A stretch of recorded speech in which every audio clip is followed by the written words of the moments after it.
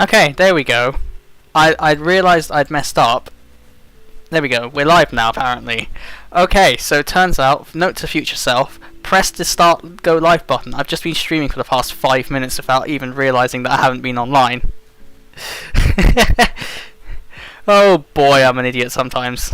Okay, so here's a question for you guys. Should I make the launcher dark, or should I make the launcher light by default? So we enter the app in a dark mode, or we enter the app in a light mode? Which one would be better for you guys? What do you guys reckon?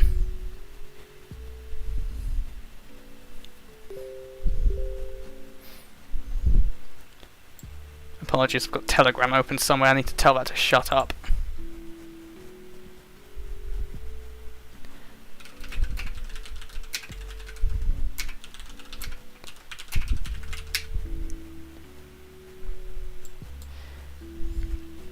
So yeah, let me go ahead and... Oh yeah, so okay, because I hadn't actually started the stream, I'll go over my announcements again. Because I'm stupid, but here you go, camera.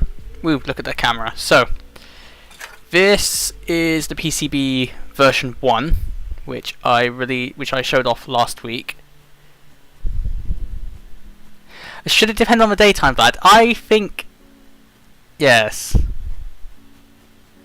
Actually, that's a good idea. But anyway, PCB from last week, and here is our new and improved PCB.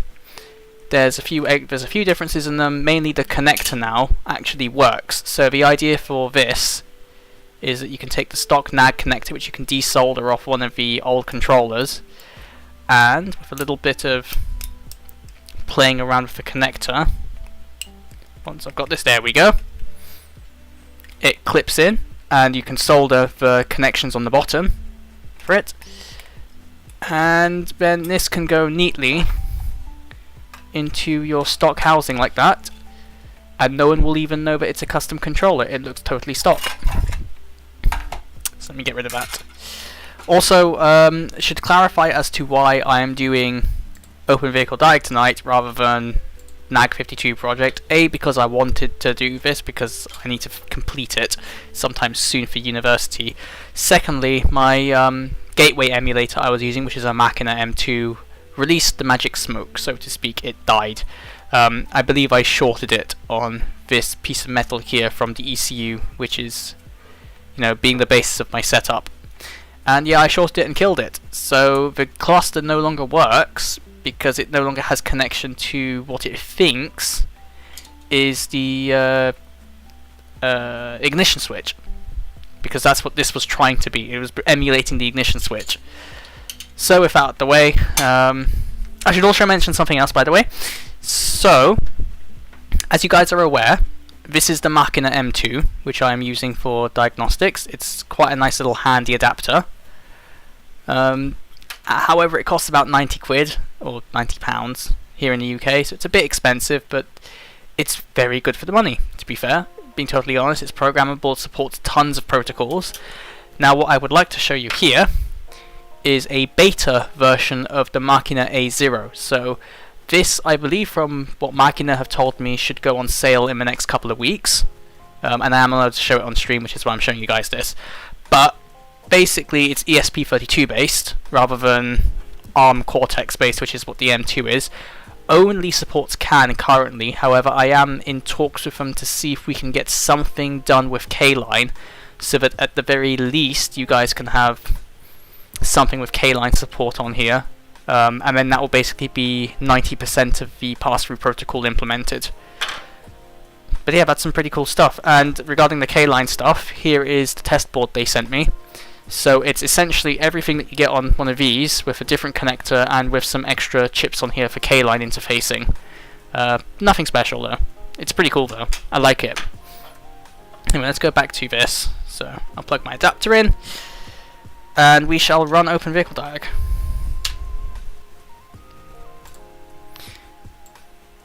So, if the text is too small, I can just zoom in on that. There we go. So that might make things a bit easier. Let's launch this and go to dark mode. So currently, as you might see, we have everything working with pass. So this is using the pass-through protocol. I might actually fire up my Windows VM in a bit to show you guys it works on Windows. But OBD tools, this is what I want to work on today. I want to work on the onboard diagnostic stuff, which is your standard stuff that you'd get with like a cheap generic scan tool. I want to work on that tonight, because that's one main page that hasn't been finished yet. Currently, if I just do OBD over CAN bus, it does like it blinks the module a bit. If I do that again from here, you'll see the light come on and off as it does some data exchanges. That's currently it, just checking what PIDs the car supports currently, so it just does a quick check of OBD to ask. Anyway, Vlad says it should depend on the date. Should it depend on the daytime? I want to see what this looks. I want to see what the launcher looks like in dark mode. So if we go to element.rs and I set the default theme, where is it? Mod.rs, I believe the default theme is stored. Here we go. So system.light, and I'll change that to dark. Now it should launch in dark mode.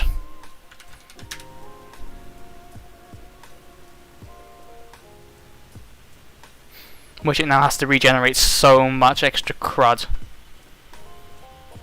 Ooh. Okay, that looks really nice. But the logo needs changing.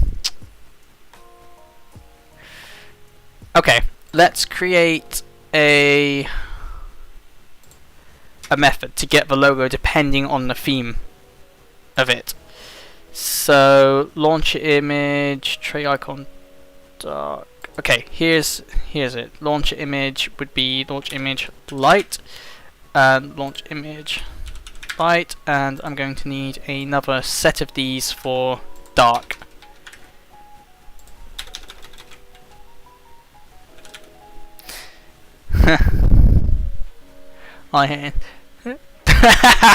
Love that. Okay, so Ollie in chat is someone from my university. Don't you have coursework to be doing? This is my coursework, Ollie. This is my uni project I'm working on.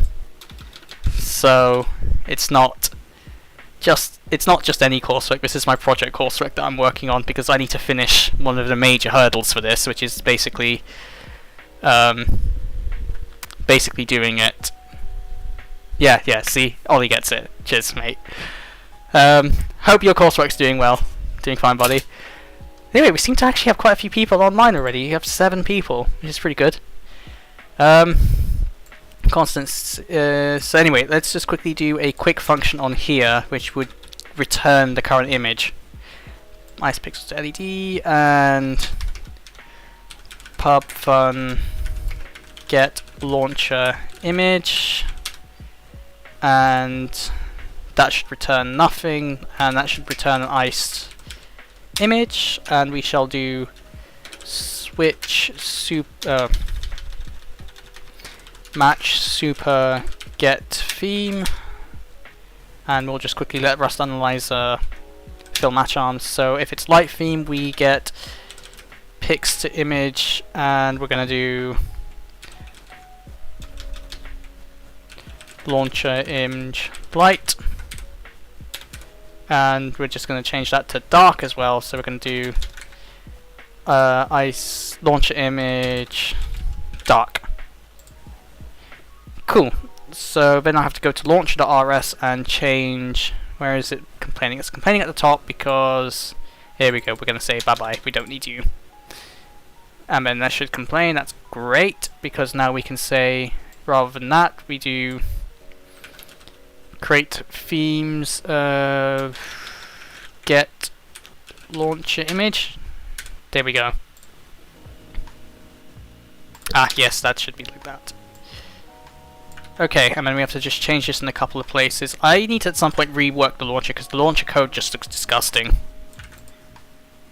I believe I had a mock dark mode image somewhere in here. Yes, I did. Launcher dark.png. I knew I had this somewhere. Let's just quickly see how this looks. Mod. And no, that's my CLI test for compy stuff. Themes. Image.rs. Here we go. So there should be logo underscore dark.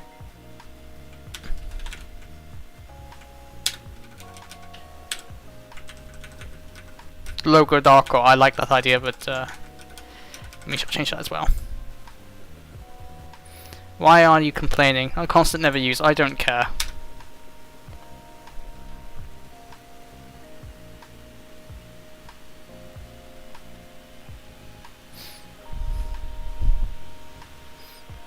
Okay, I like it, but I also don't like this middle bit. I think we've gone backwards, guys. Actually, I want to see what all the launcher icons were, because I swear I had a few of them. So you got logo, logo dark. Oh, I see what I've done wrong. The center bit here should be white, and the outside should be dark. You got launcher and launcher dark. Yeah, same habit. Okay, we'll fix the logo at some other point, or I might get Daniel, who's the guy who's done the original logo. I might ask him to get me a dark one. Oh, he's already offered.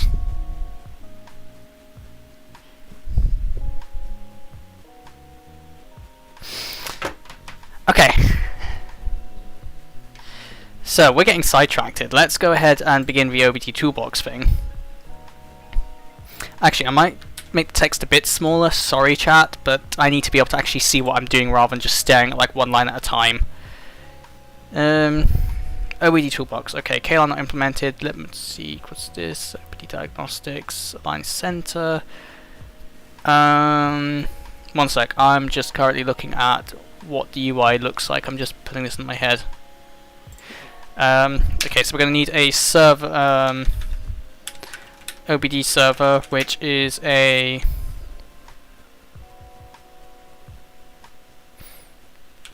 OBD server.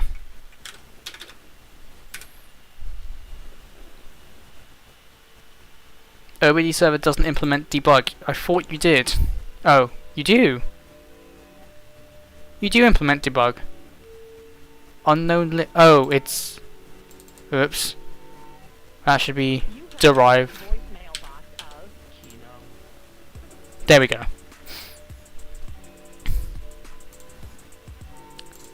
So now that should be there.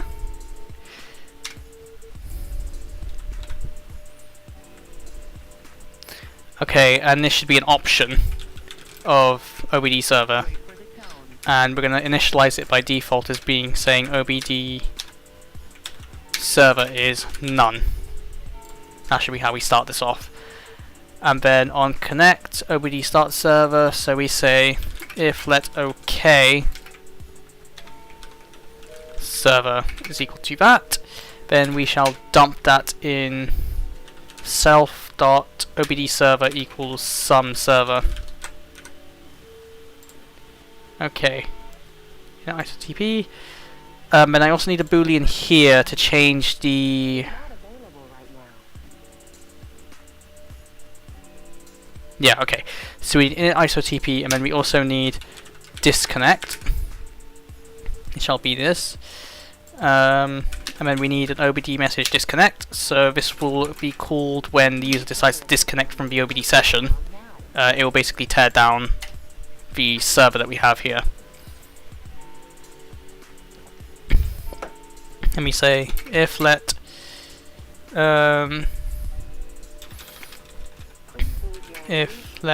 some s I'm doing this wrong. If self.obdserver is sum, and we're going to say self.obdserver.take, and then that shall take and destroy.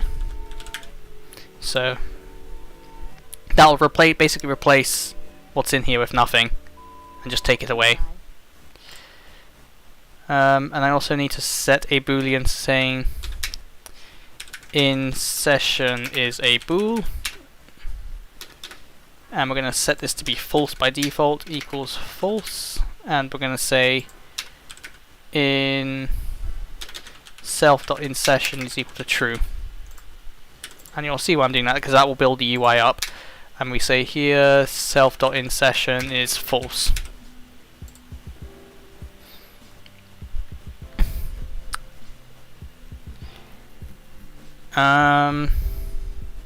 Okay, let's change things up a bit. So pub fun create connect UI, and that should return element OBD message.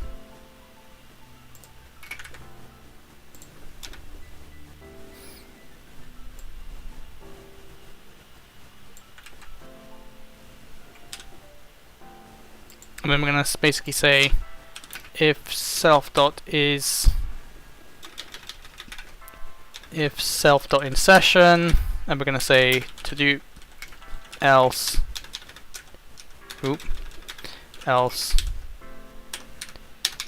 self dot, yeah, this needs to be unmut self dot create connect UI, and I'll just dump this all in here.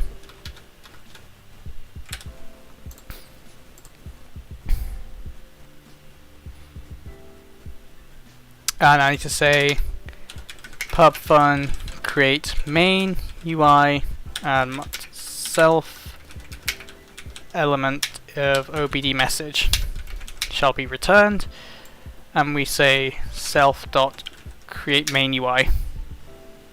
Cool. So if I quickly put this as a to-do to see if this should work, in theory the code I have up to now, ooh, what happened?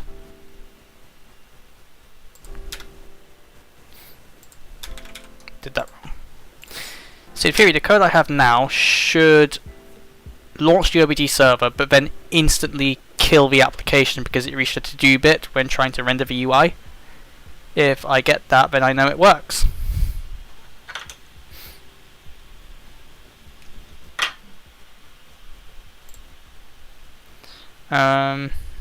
OBD connect. Cool, it crashed. That's what I wanted. So yes, it worked perfectly, and we get to this stub here where it basically says, hey, I couldn't do anything, so bye.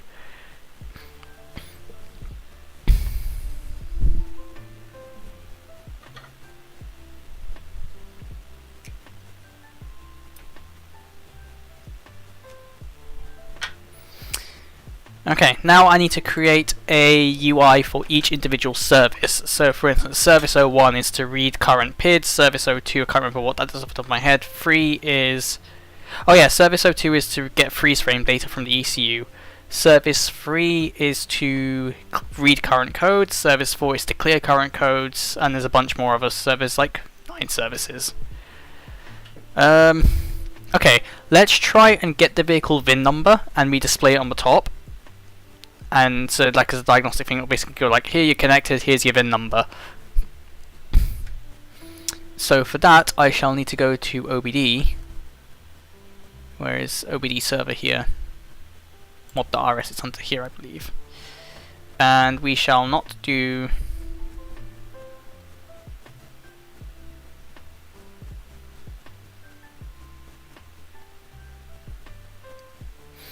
okay, so I need individual services here, so I need pub S1 is service 01, pub S2 is, oh, we've only got 3 currently, pub S3 is service 09, so I'll quickly change this, S3 and S3, S9. Need to implement debug for all of you, fine. It's service 01.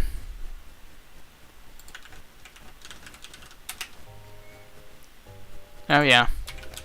Derive debug, clone. And I need to do the same for service 3. And I need to do the same for service 9.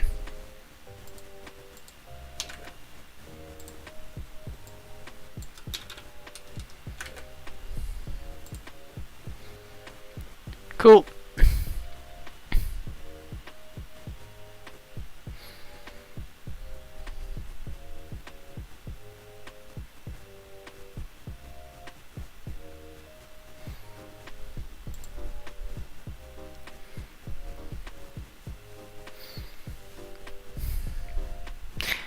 Oh, now here's a good question. How do I initialize...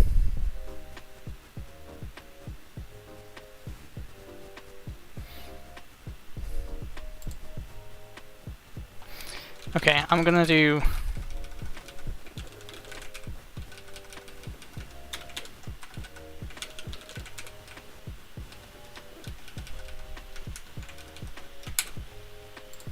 that. This seems like a horrible idea, but I'm going to smooth this out, you'll see.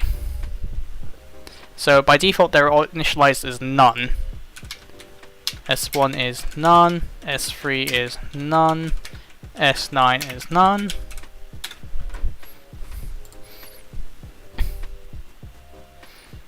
And we're going to say if service 01 is initialized, then we're going to not do that, and we're instead going to do server.s1 is equal to sum r, and server.s3 is equal to sum of service 03 service 03, because that doesn't need an initializer.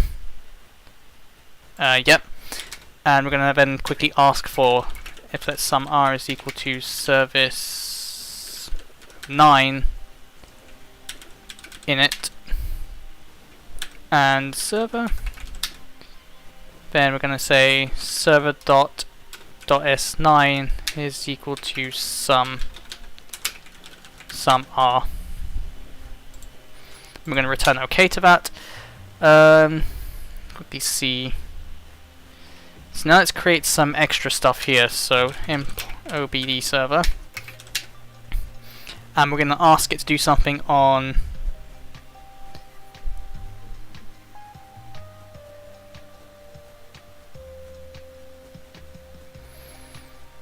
right.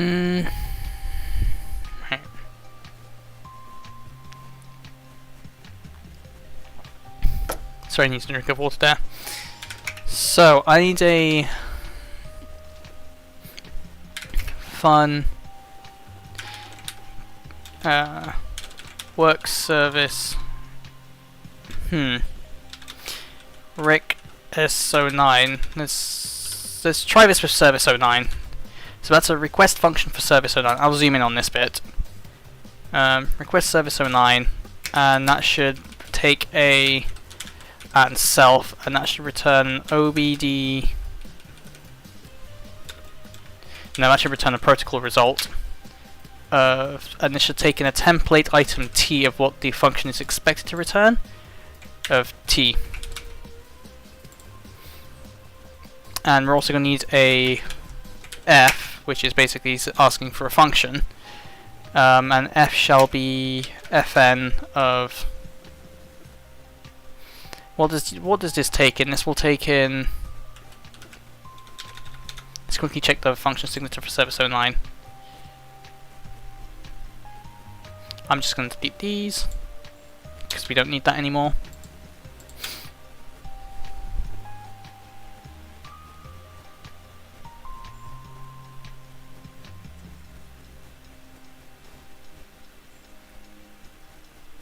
Okay, so the request type of this should be a protocol result of T. And we're going to say, first of all, if let sum s is equal to self.s9,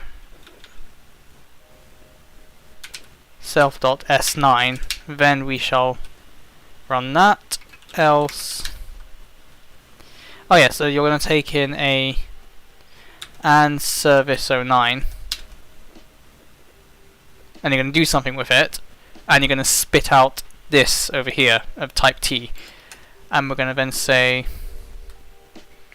and f, and we're going to call this function which is type f. So this should be func on and s, else we return obd error. Yeah, we return type error, obd error.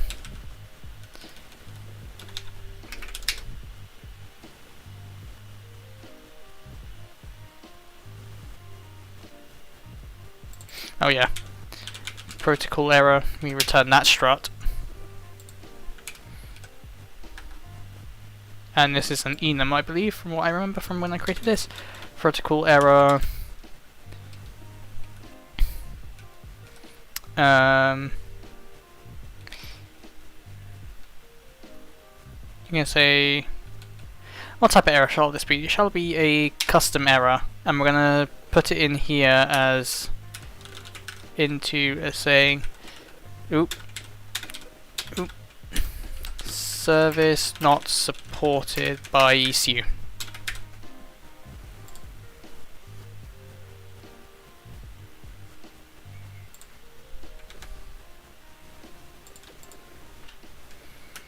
Cool. So, with this in mind, I should be able to now request the VIN number from the car. Let's see. So if we go to OBD and we quickly check for VIN, so we say VIN is string, and we say VIN is by default unknown.into. Now when we create the OBD server, we then ask for, so we're going to do, quickly do it here, server dot, I think I haven't made that function public yet. Yeah, it's not public. Server dot request service 09, and the function shall be service 09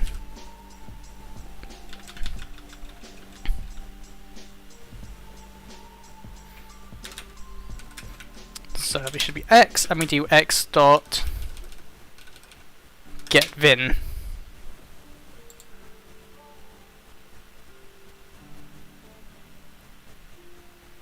On S, and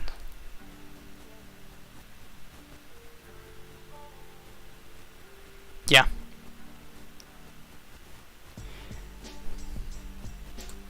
Say if let OK VIN is equal to that, then we should do self.VIN is equal to VIN. What's the error? A local variable for serial name exists. Oh yeah, server. Now you can't take that because I have to now say reference you, so that should be and. Cool. So if we now go down here to create this, I want it to quickly say column new dot push element text. I believe I had this somewhere.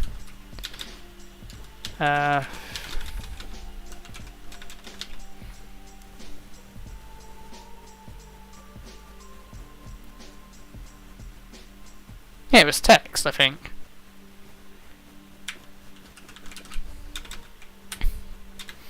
God damn it, what was the function called? It's under mod somewhere. Text.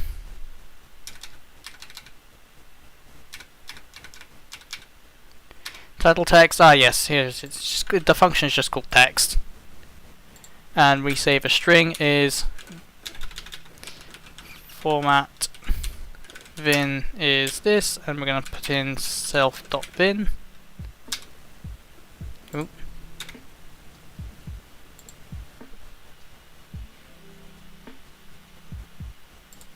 We're going to say text type normal, not as string, because that needs to be done for this. Oop, did not mean to do that. Where am I? Okay. And we say dot into. So let's see what this does now. This should hopefully now display our VIN number of the vehicle, which is just a donor ECU, so I don't care if you guys see it. I'm just going to go to this quickly. It should hopefully show the window any second now. Come on, please show me. There we go. So Macchina M2, OBD tools, OBD. Yay! Look at that. We got our VIN number now.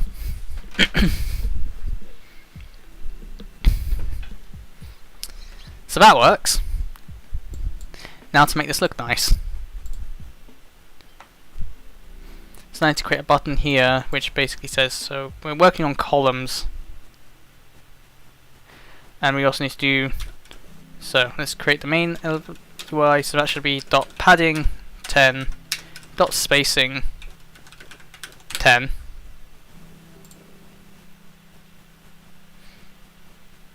and that shall be same thing, dot push that thing telling us we're in OBD diagnostic mode, and then we're going to also push a button to disconnect the user, optionally.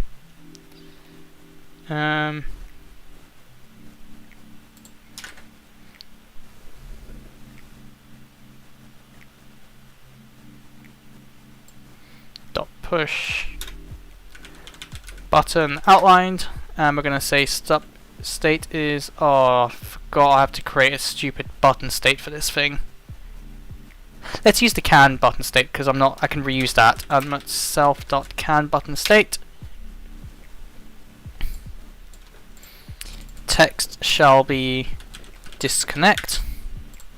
Button type shall be button type. Let's do primary color.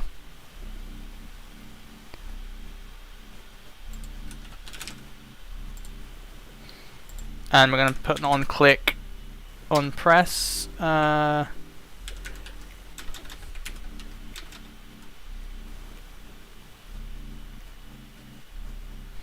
OBD message disconnect.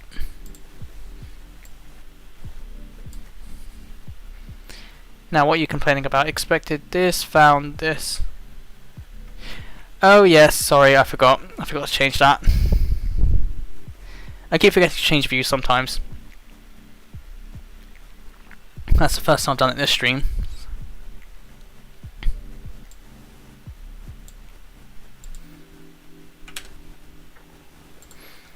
Okay, so now we should have a connect and disconnect button.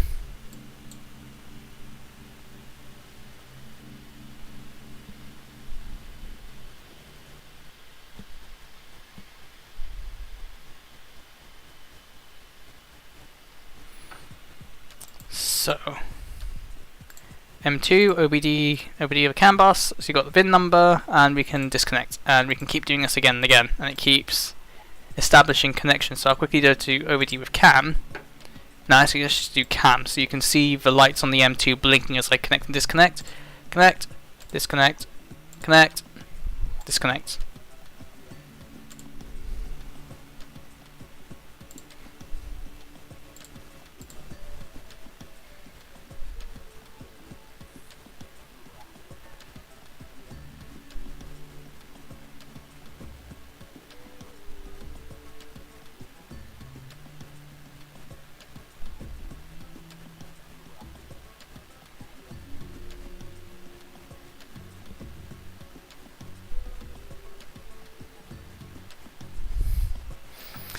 So now I need to create a row of buttons for each individual service which is supported. So for that I think I'm actually going to create a... Yeah, okay. So I think what we should do is we shall go to the OBD service and create get supported services. And that shall return a string. One sec, trying to find the implementation of this. Here we go. So let's do pubfun get supported services, and that shall return a vec of string.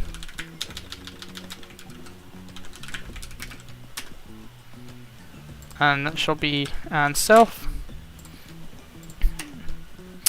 And we're basically going to say let result equal vec new, and we're just going to return res. And we're also going to say if let OK res no if self.s1.isSum, then we need to add that. If self.s3.isSum, and if self.s9.isSum, then we shall res.push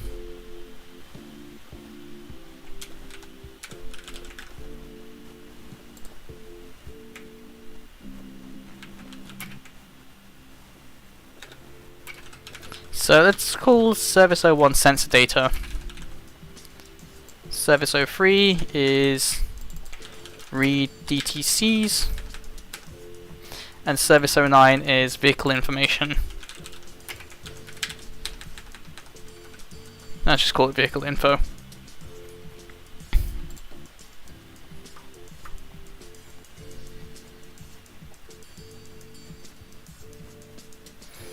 Actually, let me create a let me create a function. No, that's going to overcomplicate things. Let's not do that.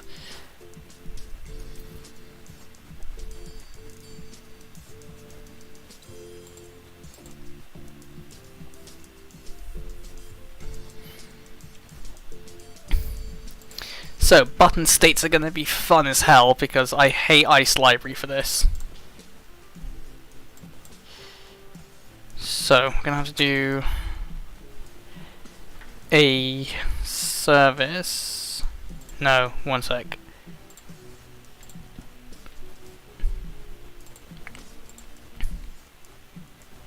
I'm just brainstorming in my head how I'm going to implement the UI for this. So we're going to need to say choose service.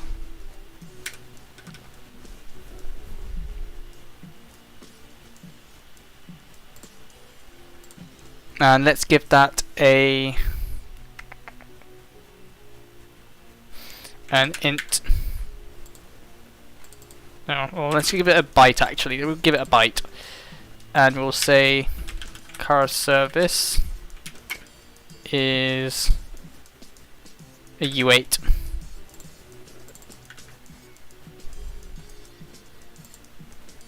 Car service is 0 to basically say we're on the landing page.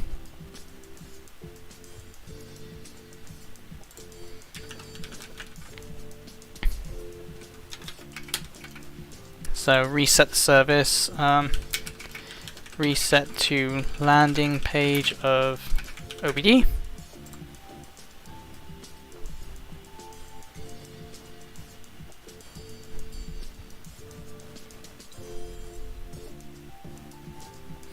And we're going to say on the update function here, and we're going to say OBD message choose service and SID.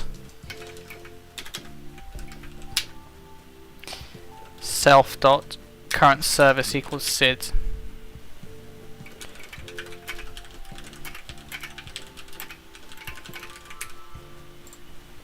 What service UI should we be in? Now we have to create this monster block of code, which will essentially generate a vector of buttons.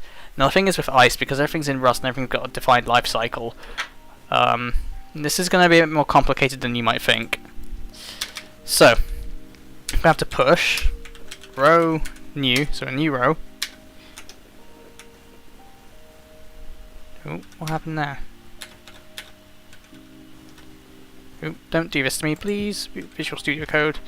Dot padding 10. Dot spacing 10. I'm actually going to put that down there.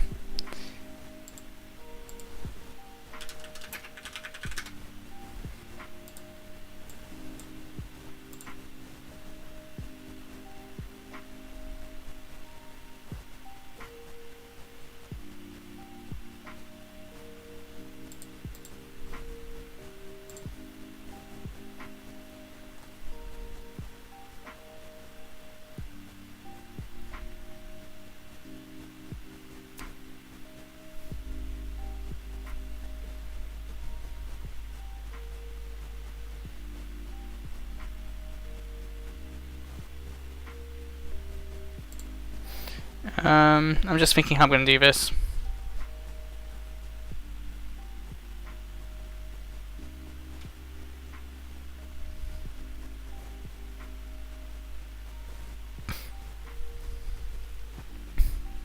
Okay, so create mine UI. Okay, for this to work, I'm going to need to quickly define these services here as just being like base crap with nothing in them. So that's service 2. Service 4's already been defined, that's great. It's going to be service 5. And here I need to quickly derive debug clone service 6, service 7, and service 8. Service 10 doesn't exist, does it? Let me quickly check the Wikipedia page.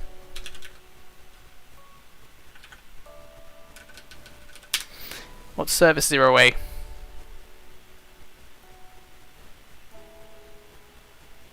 Oh yes, it does exist. That's permanent cleared DTCs, service 0A.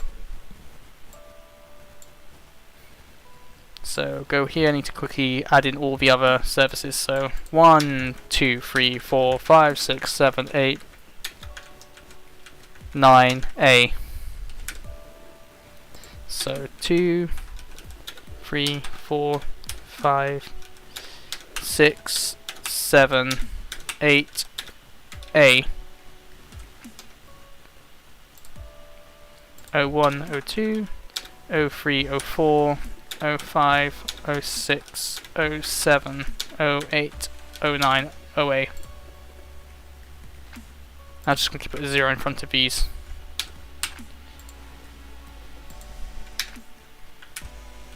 Import that. Import that.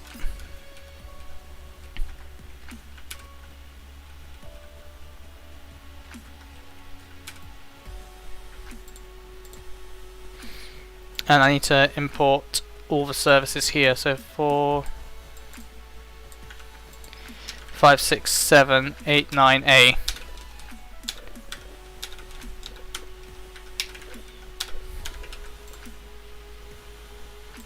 Oh, that's actually part of service 10.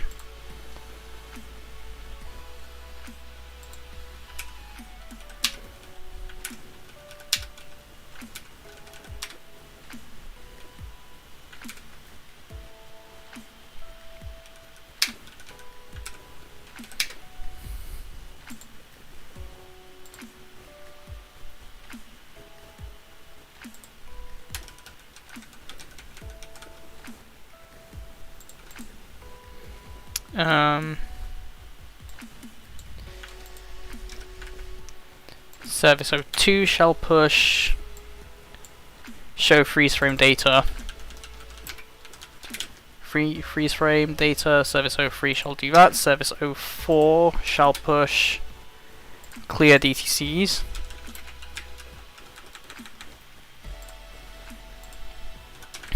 Service 05 shall push test 02 monitoring tests, test results. Service 06 shall push test results other. Service 07 show pending DTCs. Service 08 shall show. Actually, I'm gonna hide. Actually, control operation.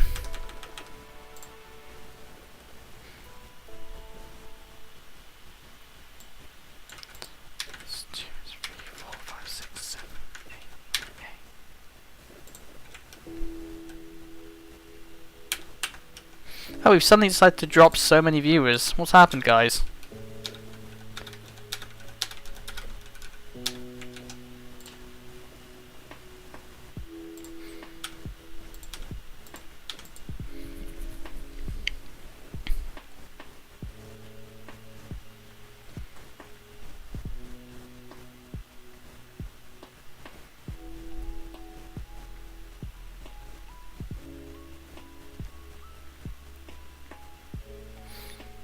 Actually, I'm going to make the server, it's a vector of Boolean string.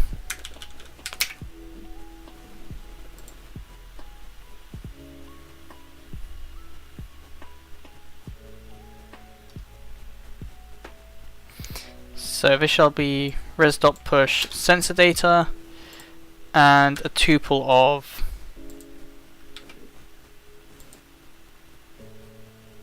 self.s01.isSum. Yeah, I think that works better than what we have here.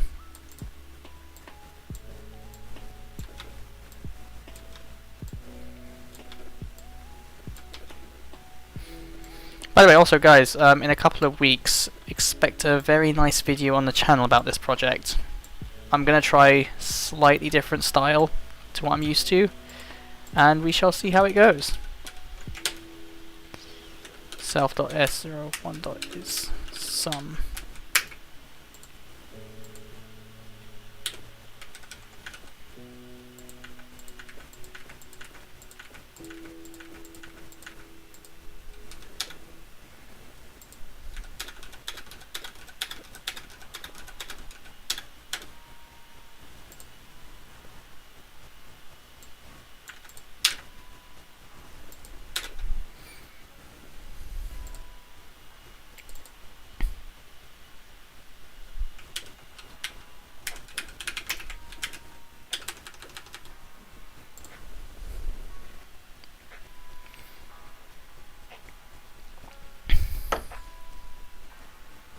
So how are we going to do this?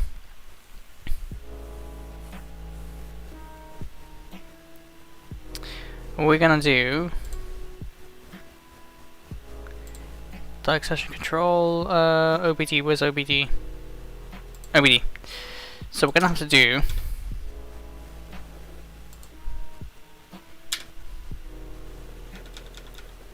okay. For supported name in self.server.unwrap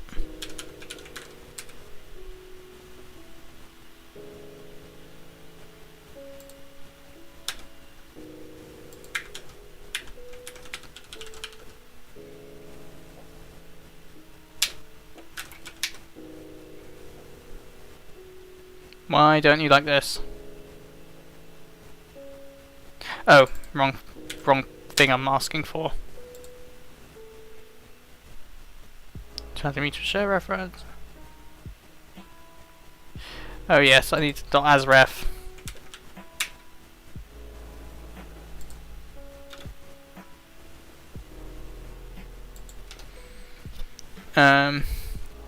Select button equals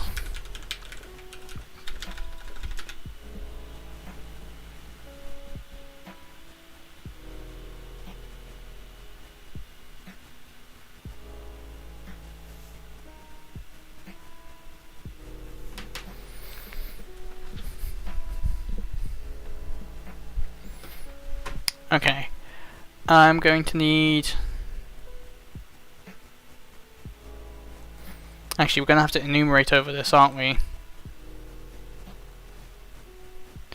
So, .iter.enumerate, and instead we're going to say idx, comma. This is one hell of a tuple I'm creating here. Equals button outlined. Button type, info, text would be name,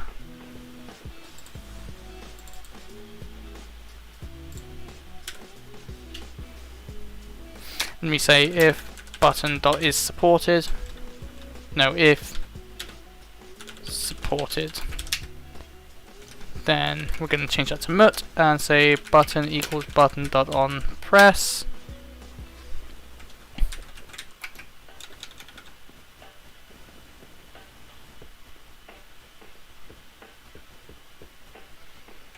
OBD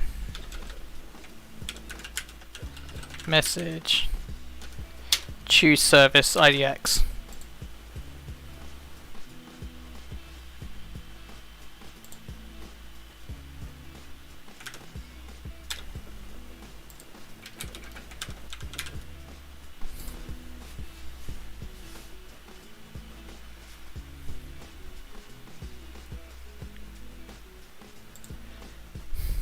as you wait. Okay, I know that's not going to panic, so let me do that.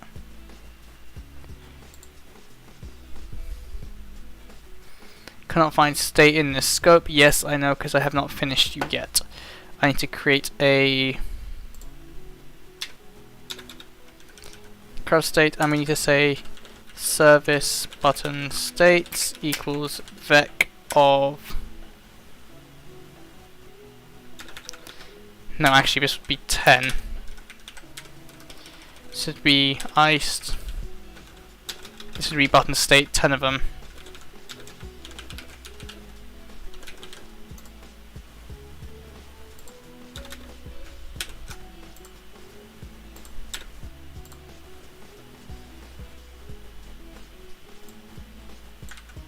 And we're going to say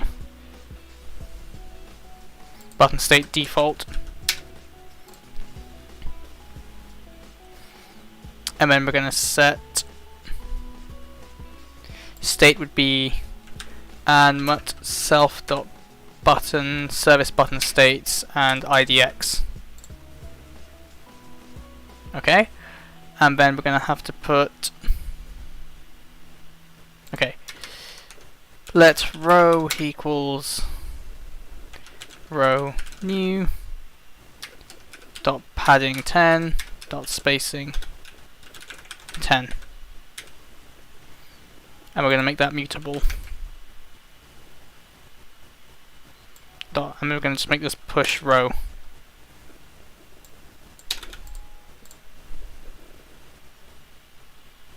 Yep, I know. And then we're going to set row dot push button.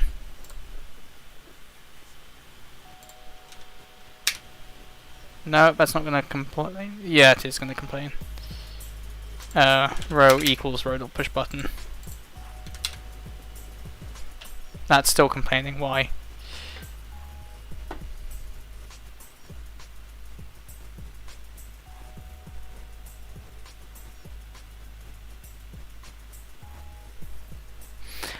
I hate this. This is why I hate Rust.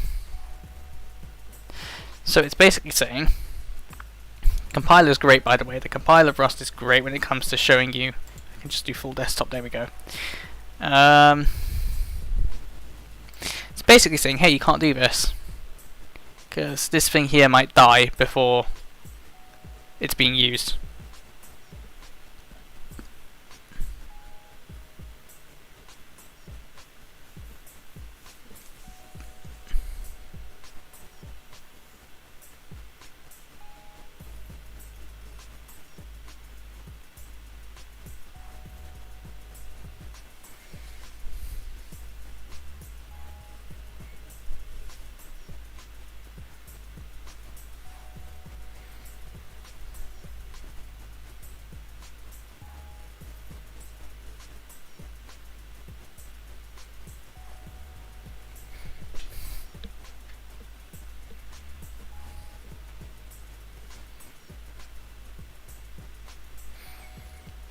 Okay, so let's do this the other way round instead.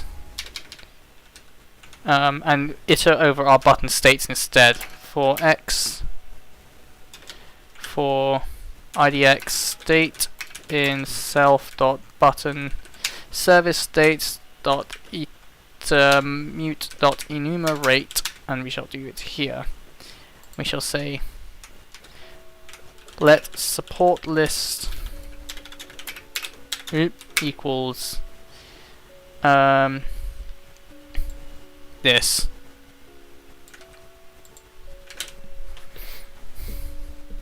So actually give me a vector of boolean and a string. And then here we say, here we do the clever stuff. And we can get rid of this.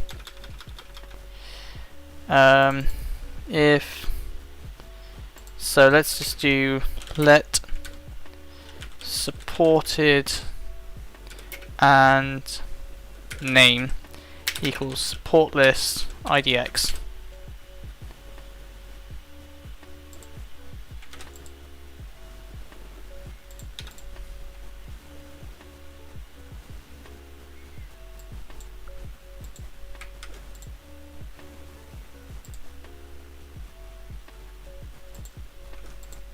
fix a few reference issues. Why? Oh yeah, and this rather than this would be and this should just be state. Okay, fingers crossed this works now and it shows me all of the OBD PIDs that the car supports. Or else it'll be greyed out basically. It'll be greyed out if it's not supported.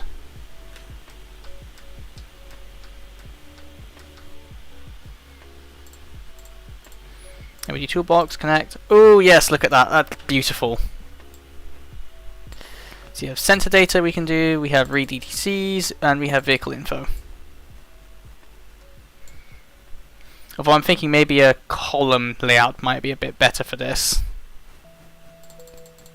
And yeah, it doesn't look too shabby, does it? Okay, so let's change this to column new. Column new.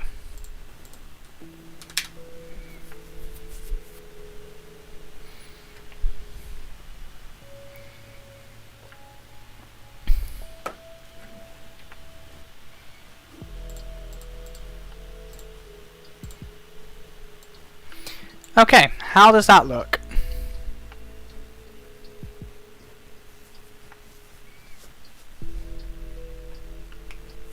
Opinions in chat. What do you think of this UI? I mean, admittedly I need to center everything, but I think this should be okay.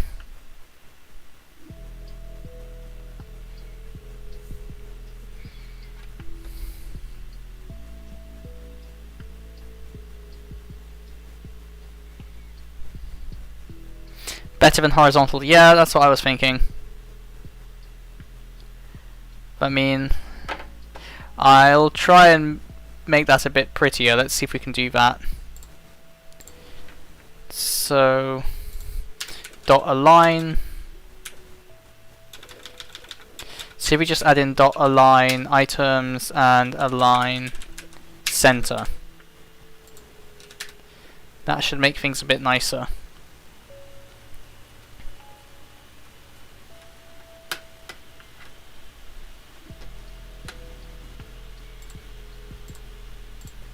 Yes, there we go. That looks a bit nice now.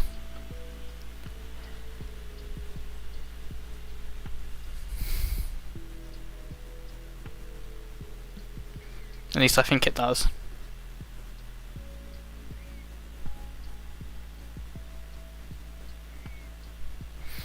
Also maybe sort out last in the list unavailable ones. I don't know if we can do that. Come to think of it.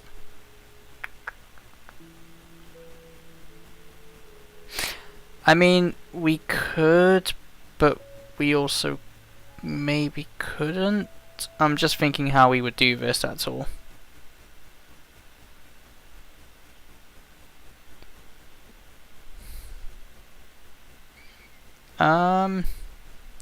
Actually, you're right. It could be done. If we go to OBD up here, mod.rs, and we change the return type of this to a triple tuple of a bool, a use size, and a string. So this indicates, let's quickly do return type. So .0, which is the first one, is PID supported, question mark. .1 is PID ID, and .2 is PID name. I think, oh actually these should be SIDs not PIDs, because these are service IDs not parameter IDs. SID did unavailable stuff, you might annoy the user while scrolling to the available ones. See, he's not going to scroll because this is just the welcome page, so this will be pretty static. It's not going to change. Let's not push stuff so on.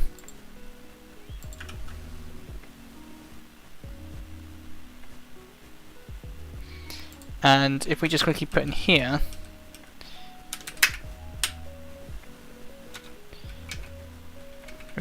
we'll do this. So 1, 2, 3, 4, 5, 6. Oh, I've done that wrong. 0x0a. I'll just do these in hex just so that people can actually work out what PIDs these are. 0x0. And then 1, 2, 3, 4, 5, 6, 7, 8, 9. Okay, now if we go back to here and we do, let's supported list.get services, and we do support list dot sort. Oh, there's no sort function. Crap.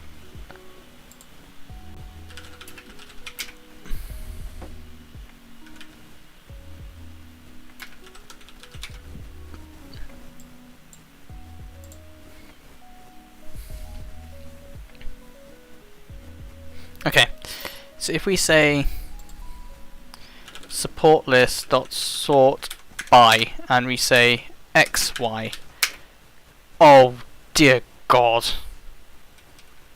it's gonna be fun. And we say first of all sort by X dot 0 dot partial compare X dot 1 dot unwrap. Now I don't know which order this is going to put them in, so we shall find out. Found a restricted option. Okay. To unwrap. So now if we do this, get supported, and we set this to now be position and IDX, and now we set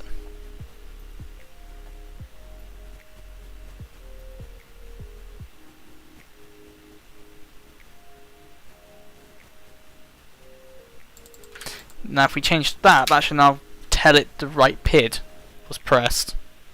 Oh shoot.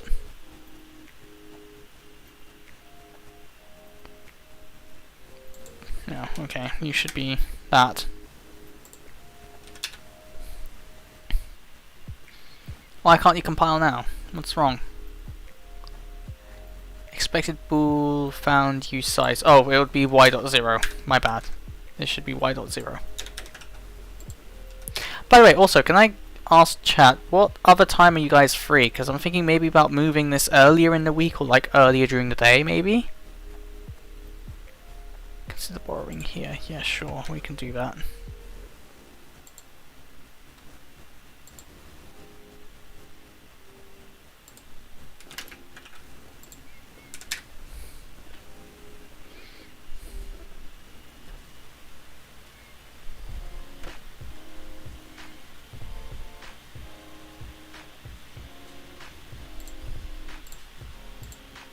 Ooh, see, look at that. It's now done it correctly, but it's done it the wrong way around, so we shall fix that. Dot revert. So I think we should do y0 dot compare to y0 compared to x0, rather than x0 compared to y0.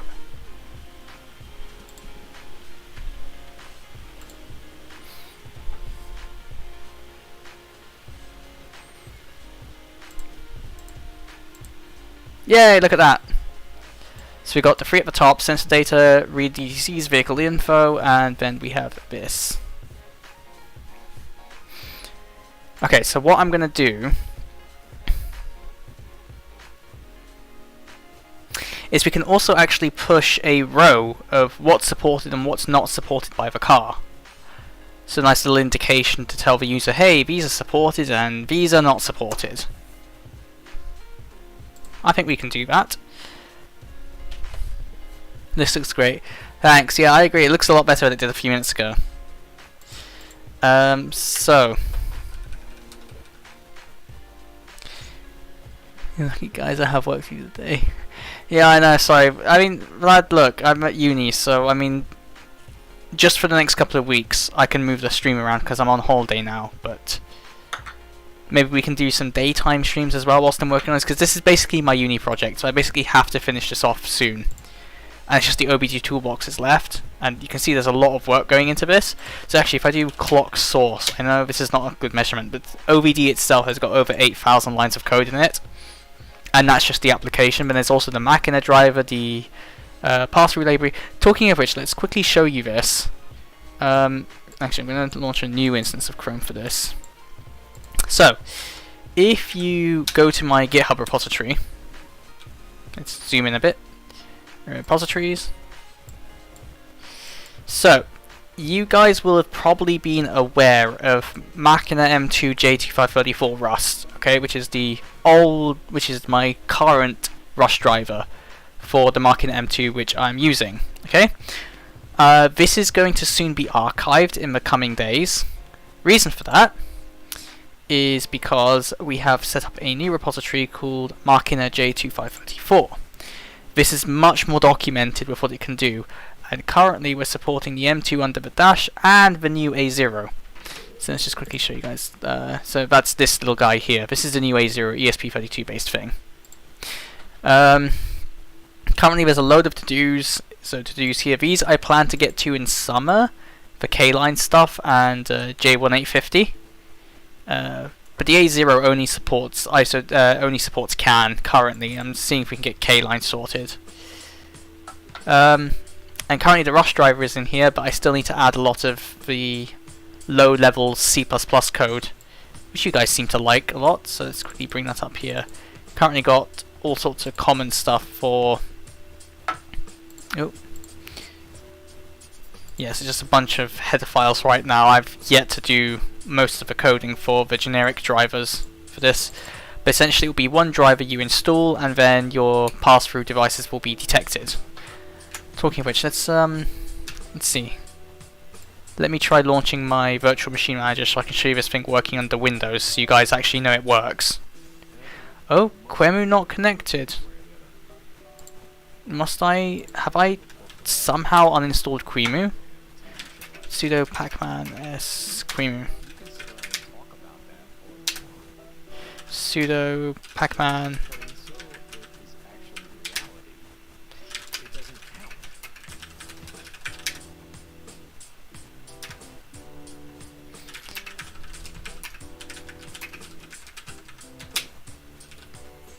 Why aren't you started? So if I go Vert Manager again... Ah, there we go, it's asking me for authentication now. Brilliant. Windows 10. Let's fire this up. And I shall do that off screen, because that takes a bit of time for it to kind of fire up.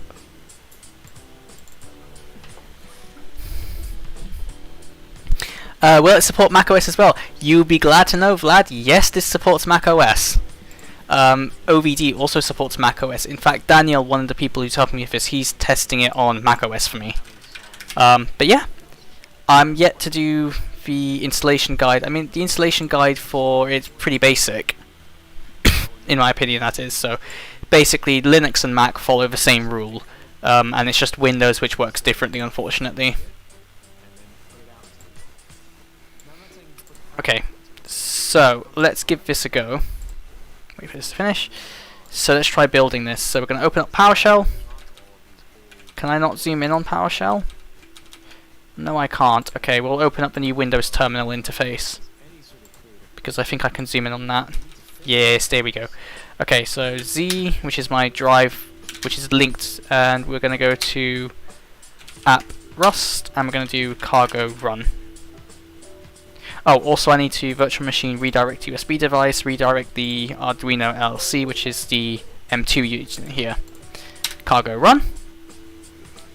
And we're going to just let that work in the background.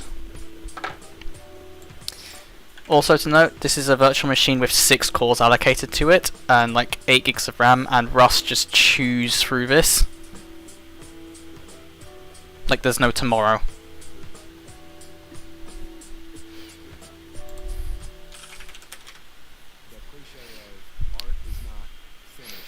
And to be fair, the Rust build process is pretty intensive, but it's also fairly quick considering how much it's trying to compile.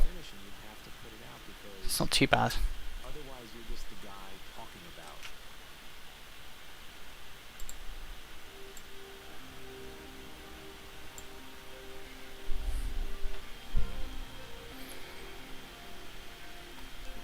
And also, I might as well show you guys this actually works with DAS, or Diagnostic Assist Service by Daimler. This actually does work with it. I'll show you that in a bit, whilst we're in Windows.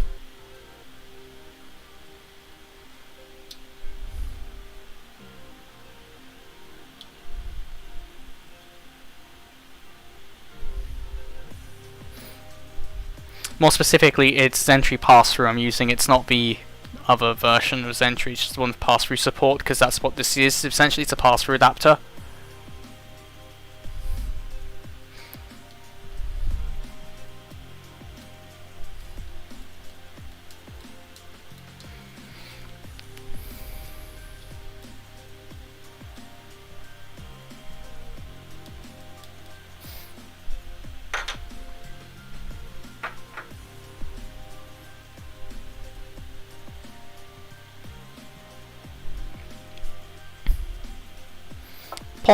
Apologies if this is taking a bit too long, but you know, it is what it is.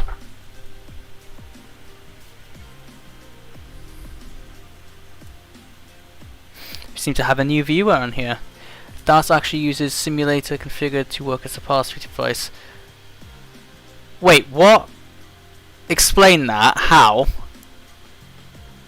Because Mercedes' pass-through support looks so half-assed from my point of view. It looks like they've just stuck it on with duct tape. So are you telling me the entire simulator also looks like it's stuck on with duct tape? Because basically, for instance, one good example of this is the pass-through specification states that if a command has failed with error failed, the application should request the next request the error code or the error description from the pass-through adapter. If you want to know what Mercedes' software does, it just crashes to desktop without any error code or anything. It just dies as soon as there's a failed response, which I find is quite funny, but also quite shit programming on Mercedes' side, or whoever makes their diagnostic software, because I doubt Mercedes has. Hey Ghidra, I'm building my diagnostic application in Rust on Windows to show you guys it works there. Here we go. Here's OpenVehicleDiag running on Windows. Now I have no clue why my window on here is so freaking massive. Oh no, it's not. It's just my Windows being funny. Cannot open pass-through. Oh yes. Okay, I forgot. I changed some registry entries. One sec. Let me quickly merge those. It runs in simulation mode. That's interesting. So if I just quickly go regedit and just change the path of which the driver is on here. C program files, Macchina, pass through.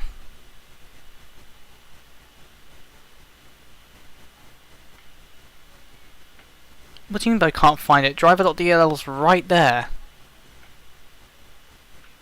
Cannot locate driver. Ooh. This is more than IOBD. This is like UDS and KWP as well, and it also can do stuff that VDMO can, which is really cool.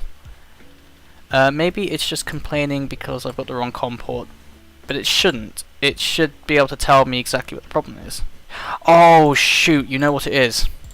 Gonna have to recompile this, guys. We have to do target i686 PC Windows MSVC. So basically, with Windows, pass-through only supports 32-bit, which is why we have to compile with this extra flag to build for the 32-bit architecture. Windows and Linux, since I'm officially porting the API, we can just do it on 64-bit. So the Linux and Mac builds are default. Does the pass-through adapter use USB RS-232? Because sometimes RS-232 has issues with synchronization. This is using native USB. The M2 and A0 both utilize native USB rather than RS-232. So the serial port is a virtual one. It's not a physical one.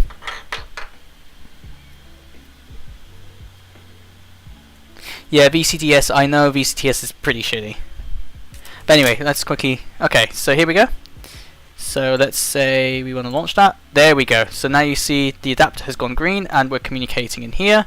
I can go to here, do OBD over CAN bus, and here we go. We get the same UI. I can also go home. A lot of words I don't understand. Oh, you'll see in a minute what use this is for. I might as well show you here. So we can go to diagnostic scanner, launch manual mode, load ECU JSON, and I will load up crd.json, which is for this specific ECU here. You can do that. Give it a sec for it to communicate. There we go. Read error codes. I don't know if you guys in chat can read that, but there's basically 20 error codes with all of the description. These are lower level ECU codes, not traditionally found on the OBD protocol. These are from the ECU itself, and you can see it's already, well, it's done automatic connection method, use ISO-TP, which is over CAN, at this baud rate with KWP2000, so it already knows what the ECU is capable of, and it's found the exact ECU name, the software version, and the vendor of it. It reads fine, that's good. I just didn't know if you guys had like really small like phone screens. Like, I feel sorry if you guys are trying to read this on a phone screen.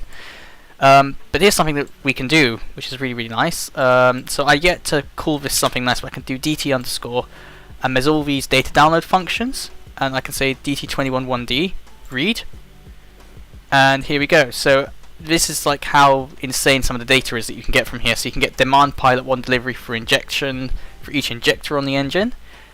Let's have a look at another one.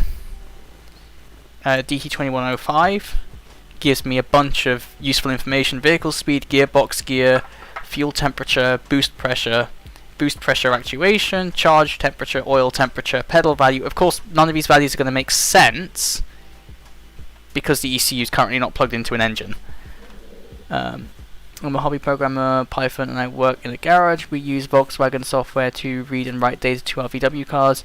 Are you able to change place values without the VW login screen or software? No, that's not the point of this software. This point of software is for diagnostics, not for tweaking and modifying values. I do have a tab here called Actuate, which should let me do some actuation things, which is just very simple stuff like set the engine RPM, because you can do that without authentication on these ECUs, but a lot of the stuff which requires login, you require login because it has to do CTQ authentication with the ECU. So I would not be able to do that. Let's have a look at another one. DT1A88. Okay, so I think this is just a VIN dump of the vehicle's VIN. Anyway, enough of it doing that. Let me show you guys this thing working in Mercedes' own software. Just for some fun. One sec. Come on, there we go. So let's load up DAS. Cam only. I'm going to switch to this view just so you can. One sec. Full desktop, that one. So Xentry diagnosis. We're going to just skip ahead through all the warnings and crap, and I'm just going to quickly drag this to another screen so I can get my VIN number. And I'm going to do it off screen just purely because I don't want you guys viewing my own car's VIN number, because I have that in the same text document.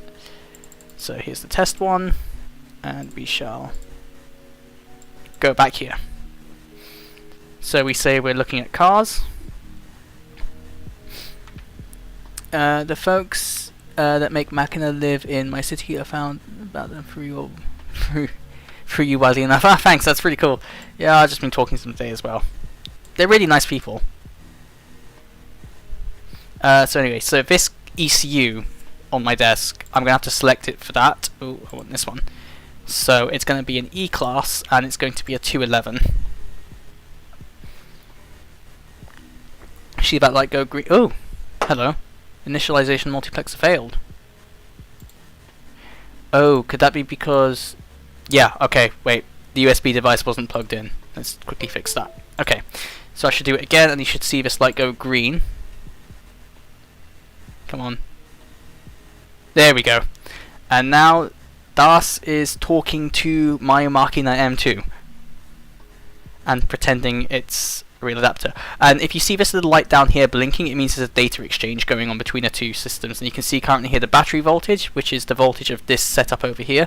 So if I was to turn my power supply off, you should see this jump down to 0 volts. There we go, voltage 0.0. And DAS is now very unhappy. We'll turn that back on. Yeah, RF, definitely go ahead and get one. Definitely worth it. Anyway, let's continue. So I think this one is as of 06/2006, I'm going to say a 5. And it's a sedan, diesel engine, right-hand steering. And it's a 220 CDI, so it's 211008.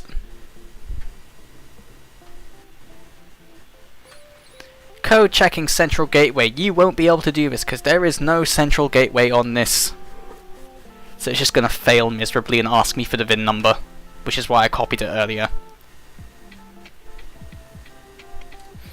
Actually, let's go full screen on the VM. There we go. Isn't that better, guys?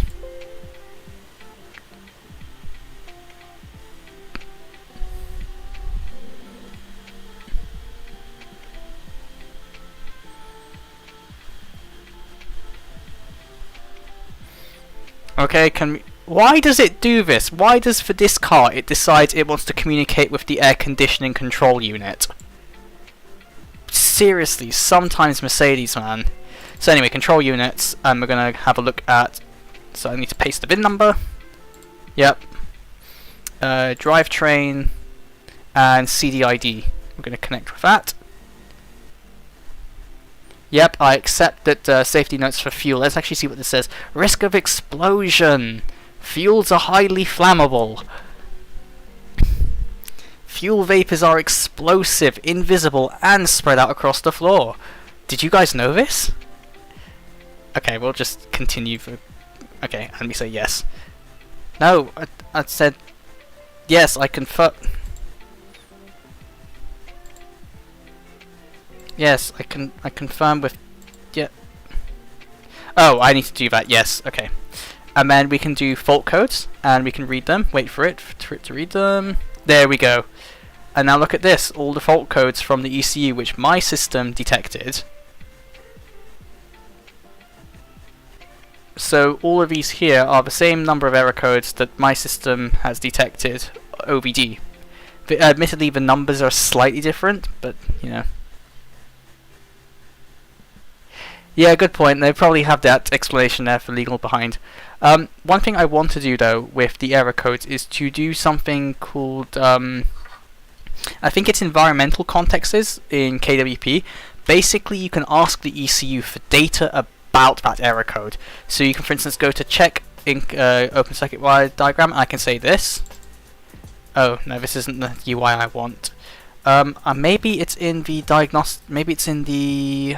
Oh, where would it be? Development data. I think it's under development data you can do this. You can basically ask the CDI... Here you go. Fault memory. Okay. So now we have the same amount of errors that my system has. And I can click one. And I believe there should be somewhere where I can... Here, ambient data they call it. So I can have a look at injector, cylinder 1 open circuit, ambient data. Now wait for it to read it. Now look at all this. You have data about what the engine was doing just at that time when the when it was triggered. So engine state stopped. Management light was off. I have no clue what the hell this is. Engine speed 0 RPM. Doesn't know that I have no clue what this is. I don't know why it prints it twice. So you've got this and this being repeated itself. Oh well. Coolant temperature, yep, because this happened on my desk. So, of course, nothing would work. Return to last menu, please. Isn't this called... Yes, it's called freeze frame. Yeah, I got the names mixed up. But basically, you can do that on KWP and... 2NS is just a counter. Oh, okay, that's interesting. Cheers. Actual values. What can I ask for? Complete actual values list. Ooh, that's juicy. Okay, probably don't want to... Also, would you be able to update your car on our cars? The update process does not require authentication, but getting the update files requires authentication. If you get or make a file yourself, could you apply? In theory, yes. In practice, I'm not going to, because I don't want to accidentally brick someone's car with my software and then, you know, angry people because my software broke and bricked their car. So in theory, it's possible, but I probably won't ever get around to doing it just purely to cover my own back. Control unit version, so here we go, it's found the same. So note this CRD diag 87H, this is the same information my program spat out. Also, I'm curious, Vlad, do you know how DAS reads this data? Because it's using a CBF file, but then it's also not using a CBF file, because CBFs don't contain, like for instance, live data reading. So I think I can view that on here. You finally imagine something that can't play is never going to give you up. Yeah. You're also forgetting one major thing. These update files are signed, and the ECU verifies them. You can't just upload anything. It's not that simple.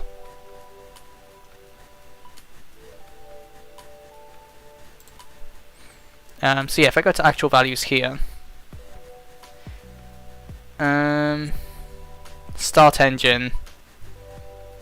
There should be somewhere where I can view this. One sec.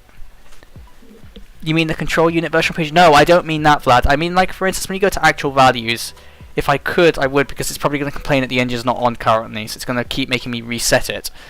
But there's basically stuff like actuations and whatnot. This stuff is present in a ZBF file, but it's all, like, displaced along it, and I don't know how Dust puts 2 and 2 together to work out, like, for instance, oh yeah, this is actual values. Here are your fault codes. Also, the fact that the CBF is in German, but all of the things you see here in DAS are all in English also confuses me as to how it's doing that, or where it's getting the translation data from.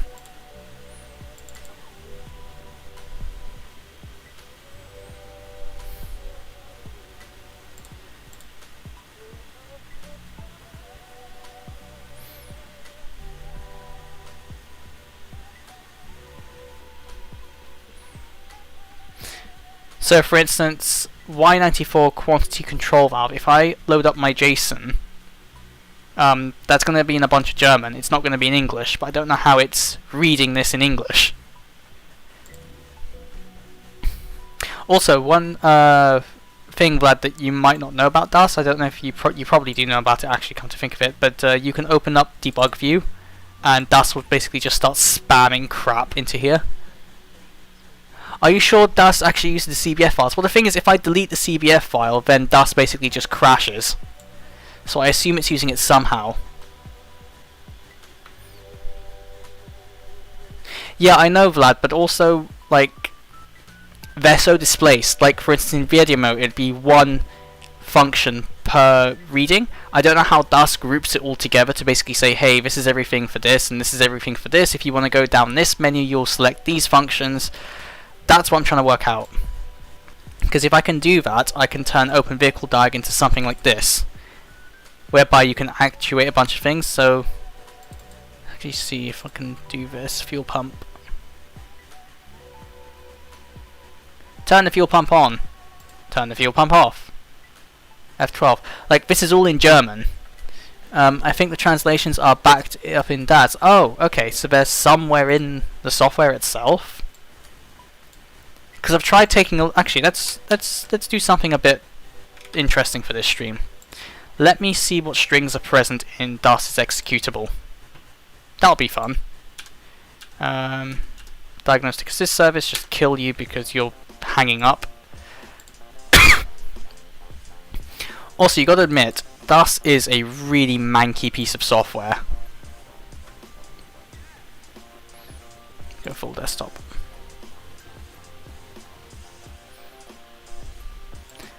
File, new project. Start project. Project name. So we'll just finish with that, and we shall go drag some files. See. I'm just going to have a look at that, and then we're going to go back to coding because I'm getting distracted. Mercedes-Benz.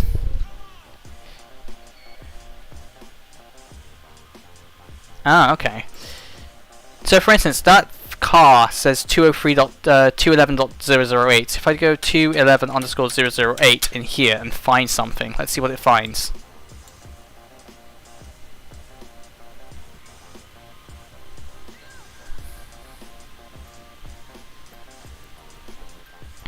No items match my search. Okay, whatever. So, bin, let's have a look at DAS 32R2, move it into here. Yup. I want to open this. Let's see what it finds. Because to be fair, the executable's pretty big. It's like 6 megs.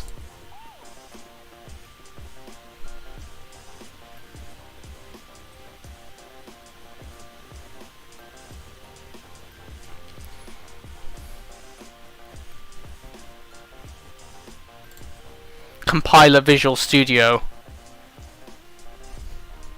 Oh, this is the project stuff, okay. This is interesting. So, wherever someone was debugging Xentry, this is where you can find the PDB file. F projects 32, SV, SVN, DAS32, PDBs, DAS32R2.pdb. Interesting.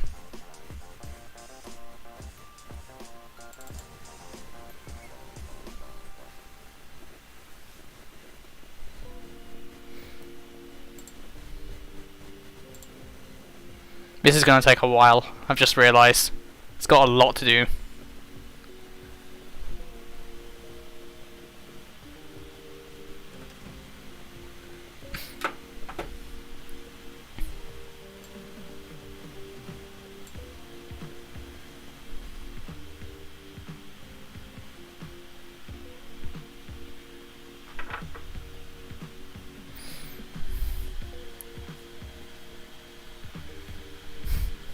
Thanks, Drake. For example, go there, does EGS when you'll find lots of files for EGS. Yeah, I know that, but the question is, like, none of that makes any sense. Like, there's no text or anything in there. It must be encrypted in some way.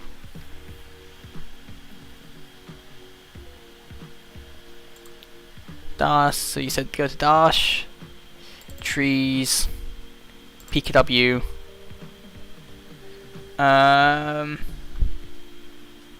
Yeah. Where's Ghidra? Where's Gearbox? Huh. That's funny. I swear I had EGS52 somewhere in here. Okay, whilst that's running, I'll just go back here, see how Ghidra's doing.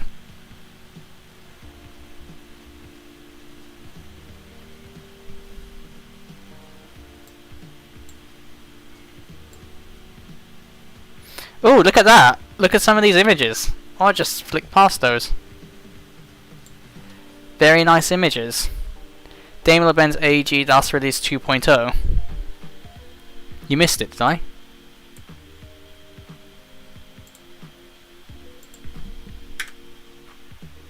Gateway, get it. I mean, oh yes, I did.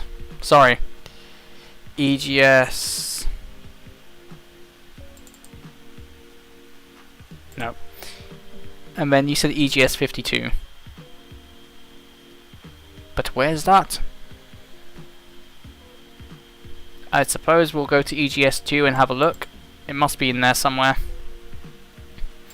SG screens. There's all these .s files, which is just all complete gobbledygook. So yeah, it must be like encrypted somehow.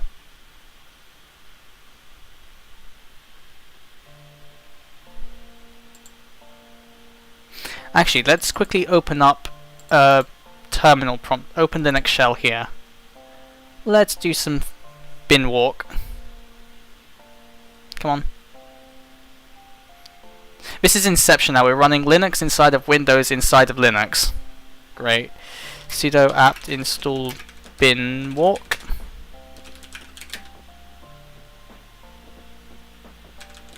Should be installed.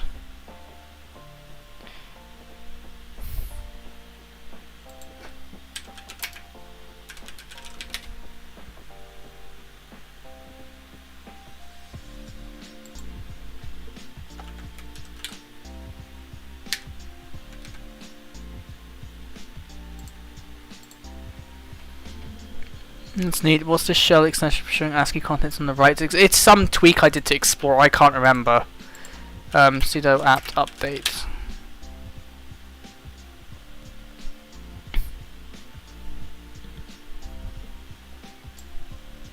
Let's have a look at some of these icons in here. Maybe the translation files are stored also separately. These files define the structure. .s is pure assembly code that we compile to. Oh god.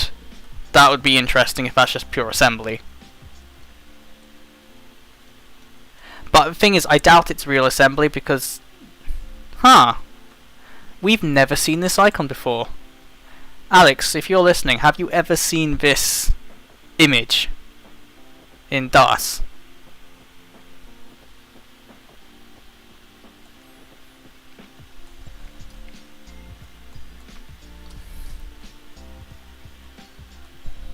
No. Keep looking through these. There's all these like, oh, these look so ancient. These look like from like the Windows 95 days, to be fair, most of these images. I think this just goes to show how crap their software is. Like, they can't be able to update anything.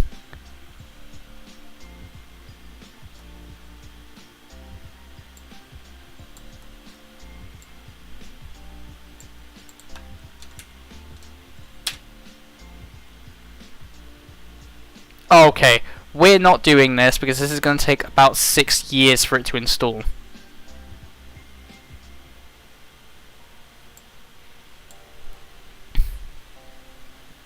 Yeah, it seems about right for Mercedes, to be fair. They probably still have the same crap. Like, this is just, you know, it's probably the same.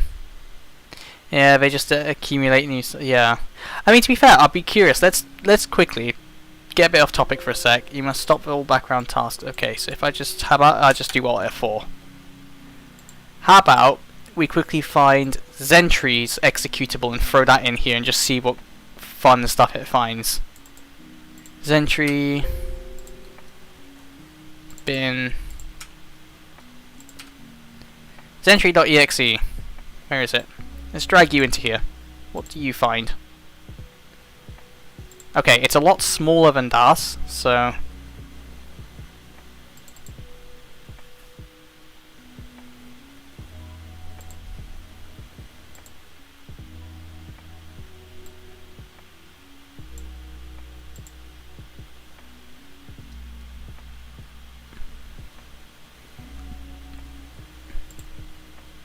that was quick. It found that really quickly.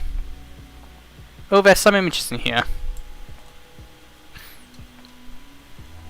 Oh, it's just the icons. And there's some red ones as well. Don't know what they're used for. But yeah, there's nothing fun in that. Okay, let's get back to OV decoding. I'll just leave my VM virtual machine, redirect, and disconnect the Arduino so I can use that in my real machine. Let's just quickly do cargo run on here just so this can recompile for Linux. They are Mammoth and Enterprise.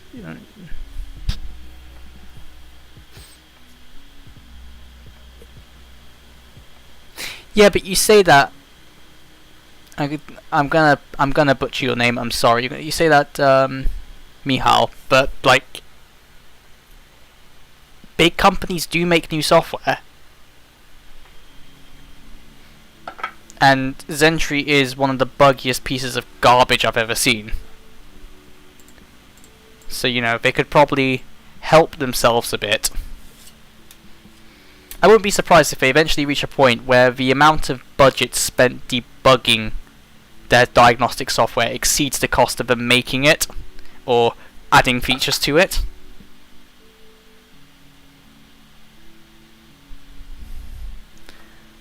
Are you using an ECU on a test bench? Yes, this is a CRD ECU from Mercedes. So it's basically a Delphi run. It's a Delphi ECU. But Mercedes puts in their 211 chassis CDI cards here in the UK.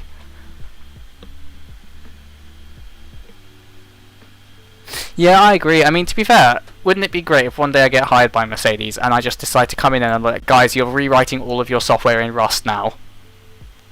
Like, I doubt they'll ever say yes to that, but at the same time, the amount of hassle which it could save them in the long run, though. Because yes, I know Rust has a steep learning curve. Yeah, thanks Alex for backing me up.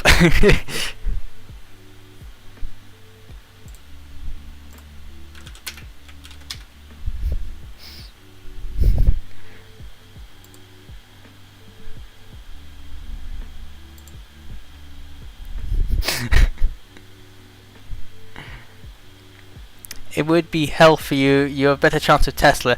Yeah, but at the same time, man, I mean, if I could somehow go in there and, you know, make Mercedes great again. Oh god, I hate trying to quote Donald Trump on this.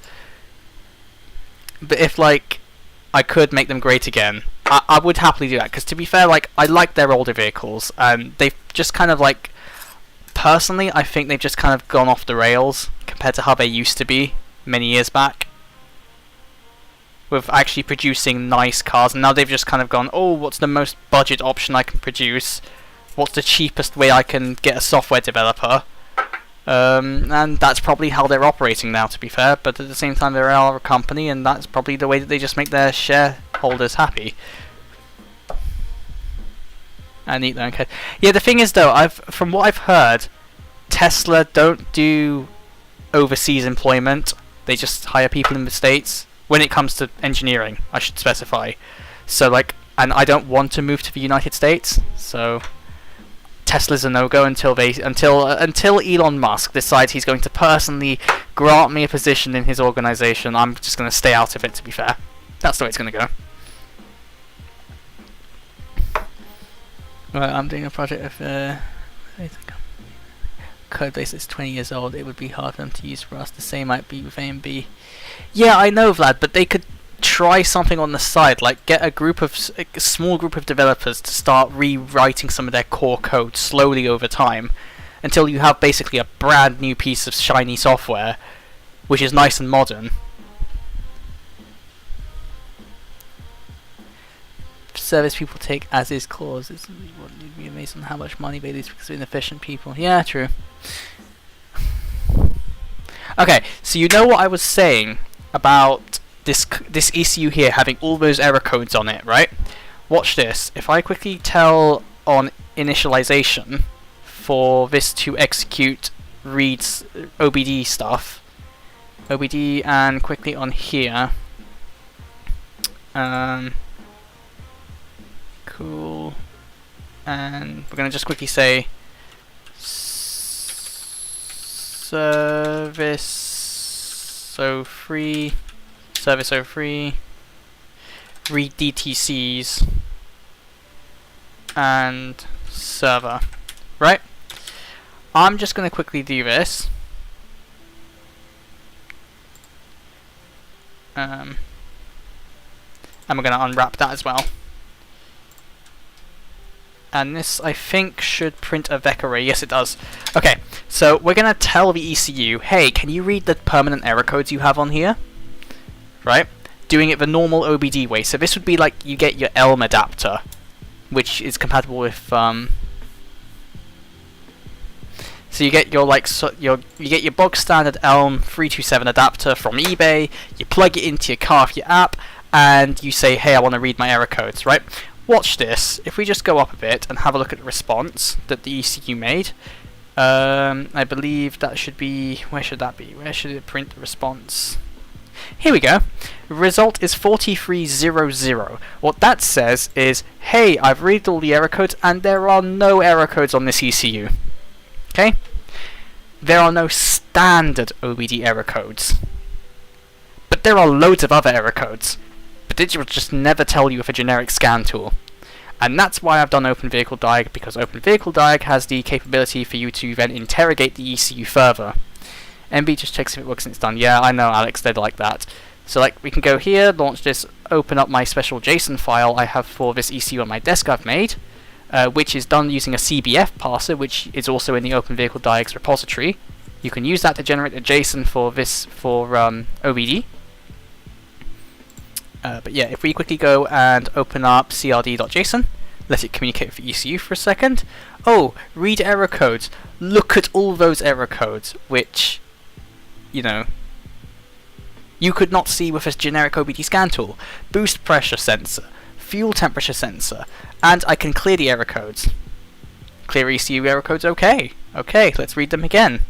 Oh, they're back again, because they're permanent DTCs. I need to put a little indicator lamp here to basically state if they're permanent DTCs or if they're just temporary ones. Permanent ones being like, you have to, there's something critically wrong, and a non-permanent one is basically just it's saying, hey, here's a little fault, you can clear it and I'll maybe forget about it for now. But yeah, do you guys see my point with the reason why I'm doing this project?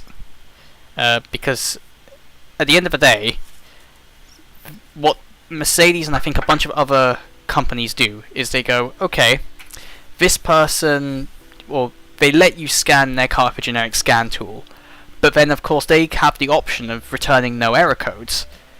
but there's still something wrong with the car, which then you have to then take it to the dealer because they have their special source and software to read their error codes in quotation marks using very advanced tools. No, they're just using a standard protocol which most generic scan tools don't support.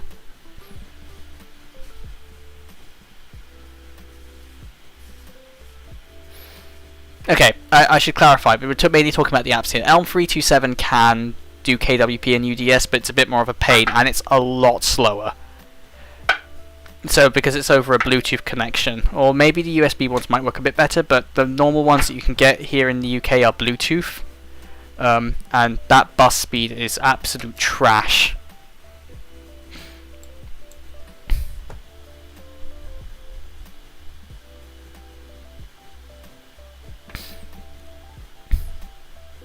Mistakes, the brand specific DTC has special IDs. Yeah, so these are special IDs, so you notice there's no like P or U prefix on these, it's just a number.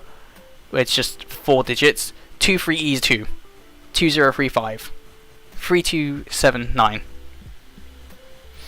And I should mention that these error codes look slightly different to the ones shown in DAS, and that's purely just because I'm reading the error codes from the ECU rather than DAS's fancy interpretation of the error code.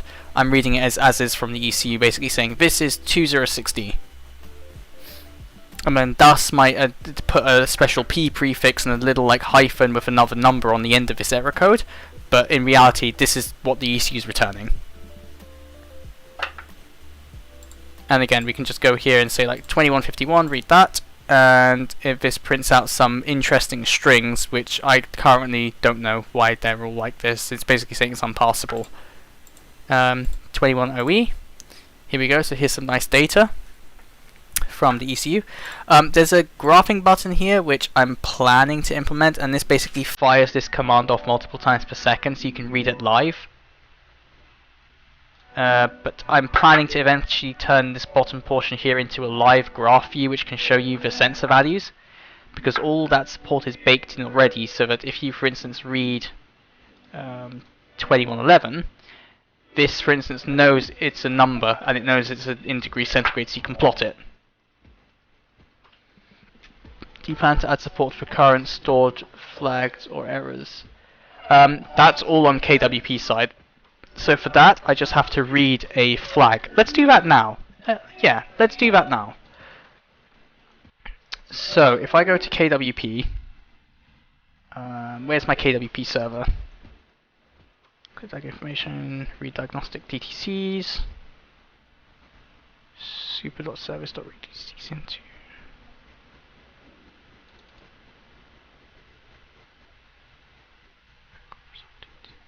Oh yes, I remember. Where read DTC, read errors. Here we go. So I need to check this here. So there's the name, status, flag, storage state, and engine management light, which is all here already. And I think I'm going to actually change the DTC thing here. Present, stored, check engine light. Yeah, this is all correct already. It's all here.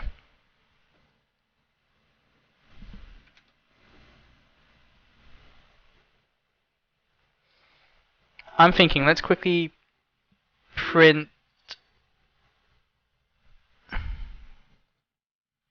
Let's print the DTCs out, and that should be able to tell me what is currently being. It's been so long since I've looked at this bit of code base for OVD.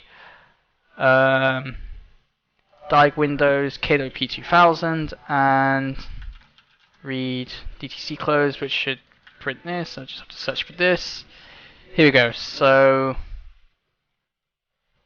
For X and error, and we're also going to just print DTC. Print line this, and we're going to format X. So we should print the DTCs out when I ask it to read.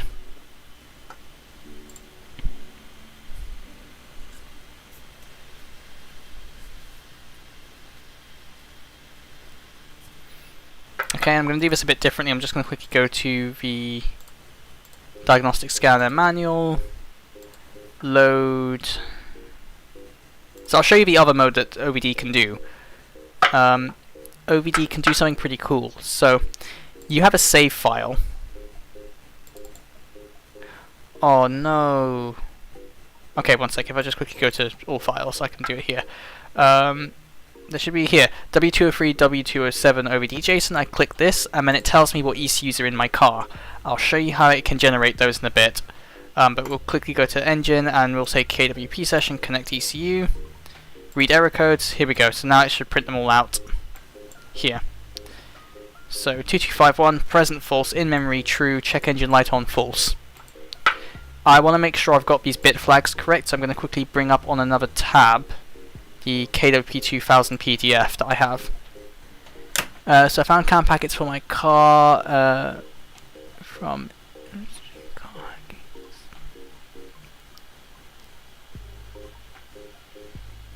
discover availability on my car, or do I need to check with data which defines locations for retrieve bytes? It's limited, so with OVD I can show you this now. Disconnect from ECU, go home. CAN Analyzer already does this, right? So you can print the CAN frames out being seen on the OBD port, and you can also view it in binary, and you can view what's being changed. You should be able to see that. Yes, you can see that.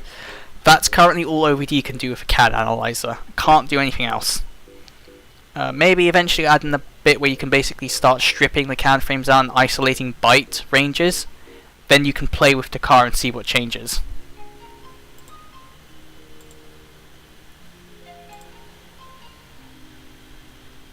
But yeah, that's the CAN tracer here, unfortunately.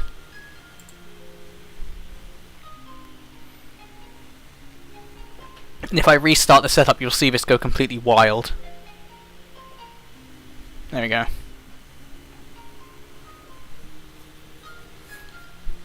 It's only static right now because the engine's... well, there's nothing going on in the car. Yes, I said I was going to bring up the PDF file for KWP. One sec. Ashgon, KWP2000 PDF, and let me just quickly go down to the bit we're looking at, which is DTCs.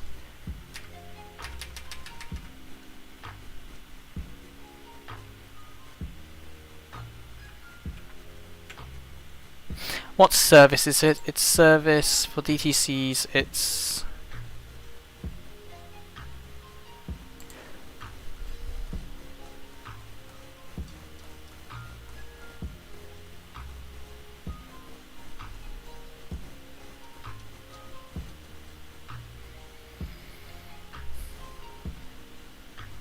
these are error codes. I need to go further up.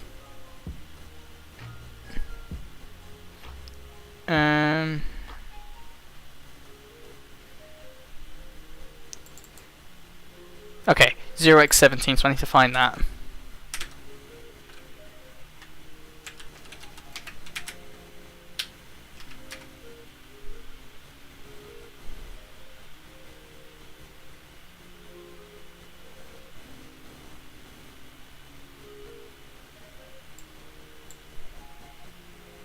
Looks like I'm just trying to find the relevant bit in the PDF about this, because I don't want to bore you guys as I try finding it.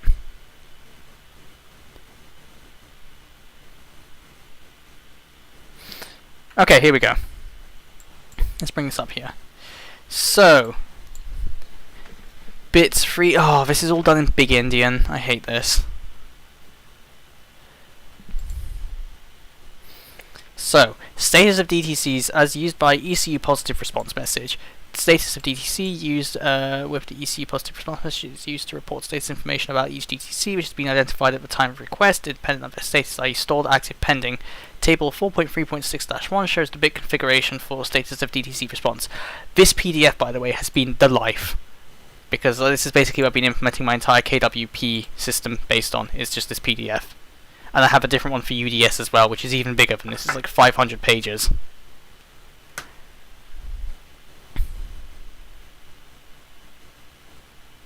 What happened to the music? I want to quickly see the music stop. Oh, it's still playing. Okay, the song just seems to keep going. There we go. This shall report if...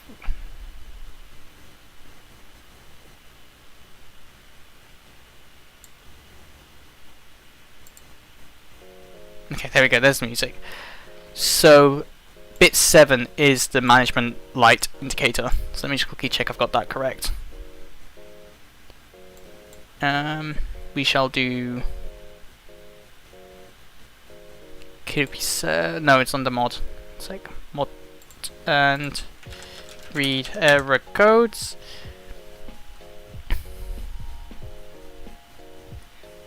So let's status, let me make sure I've got this bit correct. Okay, I think I have. Question mark, I don't trust myself.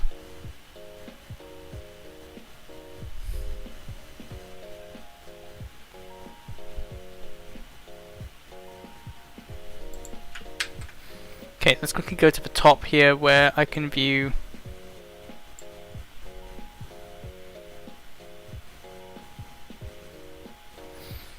so number of DTCs would be bytes 2. I'm just quickly calculating this, one sec.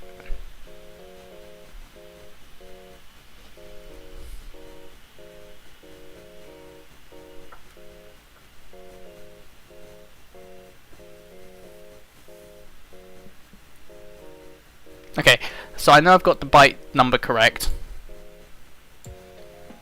So it's just regarding that status byte now. We need to just make sure I've got this all correct.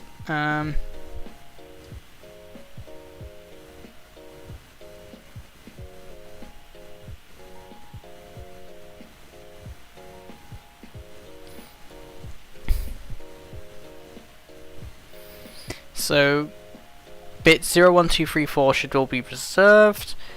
DTC readiness flag, this bit indicates that is met successful since okay, so really it's the storage space, the storage state I care about. So we can cancel that because I don't need you. And we're going to push it. So bit 6 and 5 would imply you're pushing it. Oh, I need to do this bit logic. One sec. So 0B 1 2 3 4 5 6 7, and you would be shifting it. Oh no, you're reading this the wrong way. So it'd be 7 6 5 4 3 2 1 0. It should be 4 and 4. Yes, that's perfect. So you would actually shift this 1 2 3 4 5. You'd shift it 5, not 6, and then that mask is correct.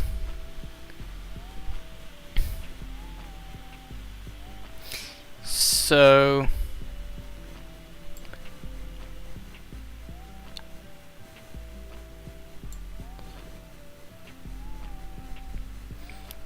present kids.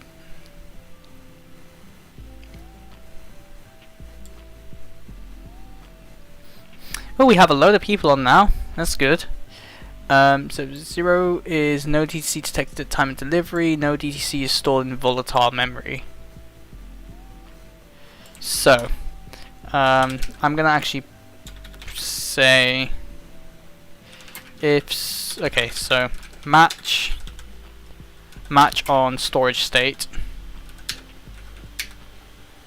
No, that's a bad idea. Okay, so we need 4 booleans saying let no DTC equals storage state is equal to 0. Let stored DTC equals storage state is equal to 1. Let DTC has not met criteria for becoming an active or stored DTC, but the failure has been detected. So let, I think that means it's a current DTC. That current DTC equals storage state is equal to 2. And DTC is present at the time of request, active DTC. Okay, so this is both. That means it's permanent, doesn't it? Let permanent DTC equals storage state is equal to 3. Permanent DTC. So let's create a enumeration in my where's mod.es? So DTC, and we're going to say pub enum DTC state. Okay, and we're going to say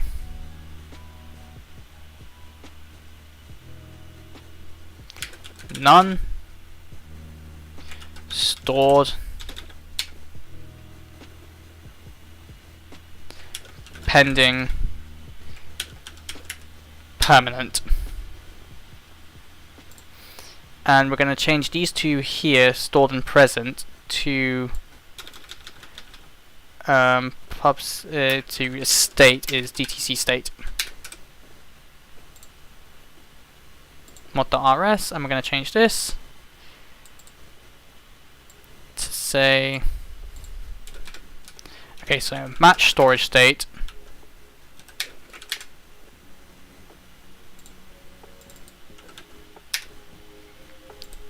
let state equals match that, and we're going to say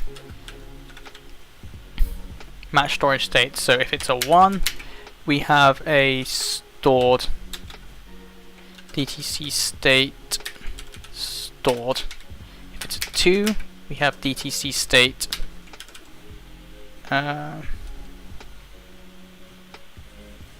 pending. We have 3, we have DTC state permanent, and anything else is considered to be DTC state none.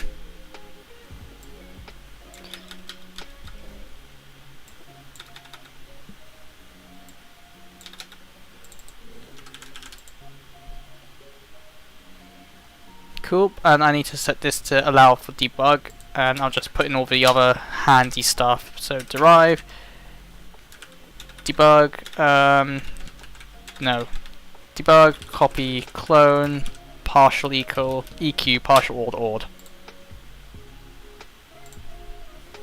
Why would you like this? Ah, okay. Just gonna put state, and we're just gonna quickly change that to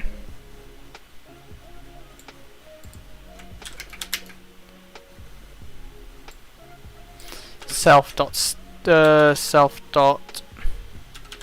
state. Okay, that fixes all that.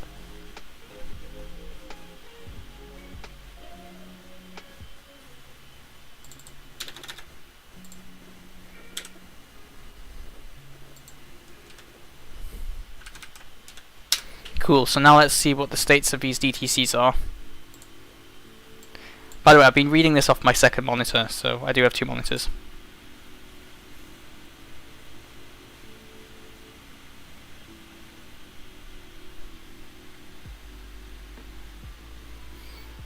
Launch, diagnostic scanner, launch manual mode, ECU JSON, all JSON, app Rust, W203, engine, KWP connect,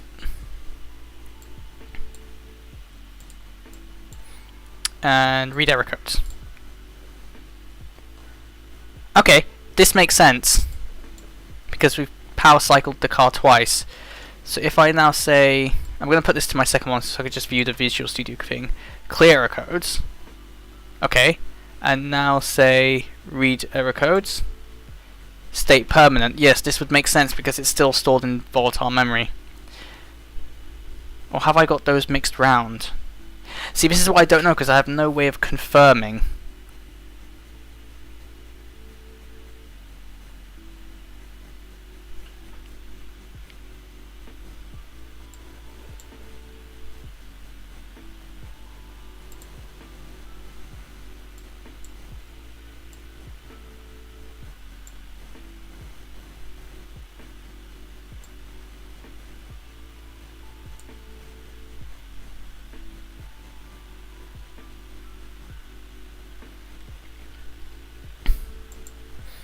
Actually, if this is big Indian, wouldn't it be the other way around then?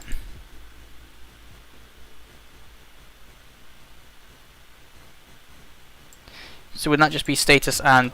Let me just quickly check.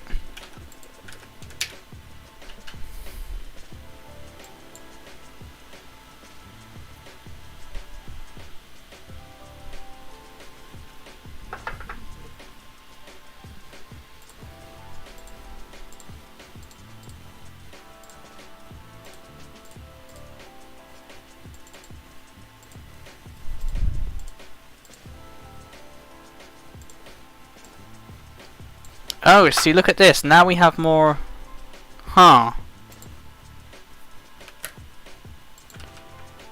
Okay, let's quickly do...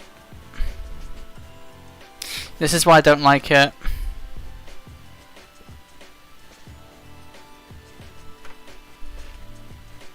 I'm now getting confused.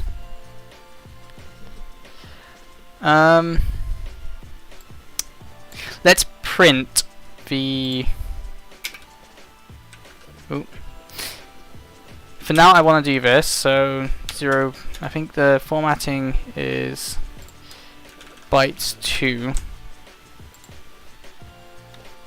B8 I think would be the formatter. Binary formatting Rust. What's the format for it?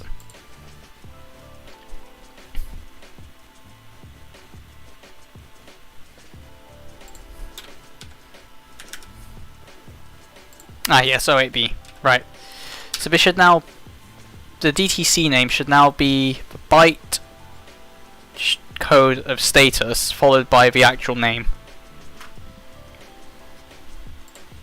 OBDU, wrong thing, code, this, this. Here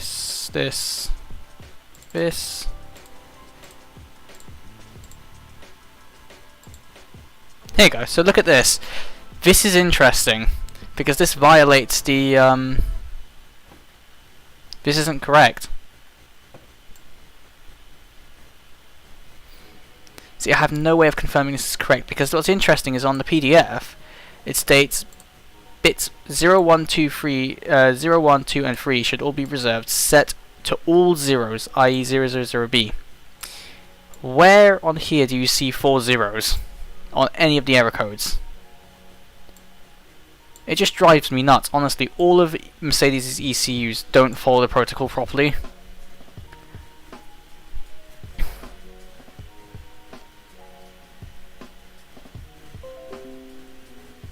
Okay, I suppose one way we could do this is if I get my VM up and we load Vimeo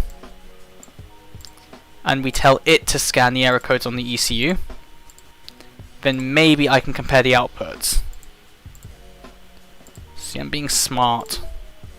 Just gonna load up Vimeo on here.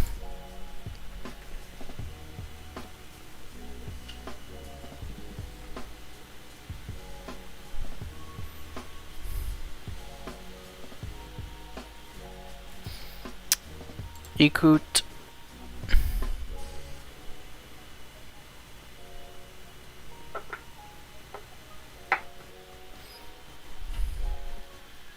So thinks they can use it for their own purposes, maybe.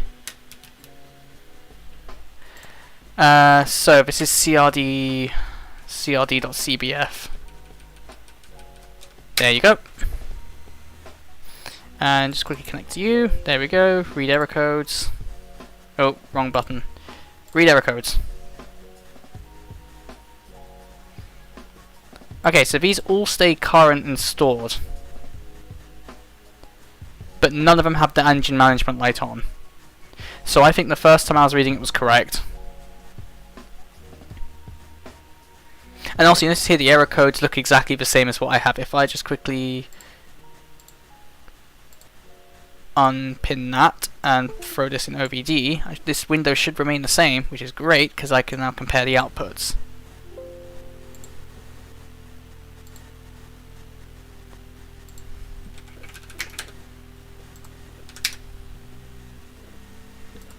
Actually cancel that sec.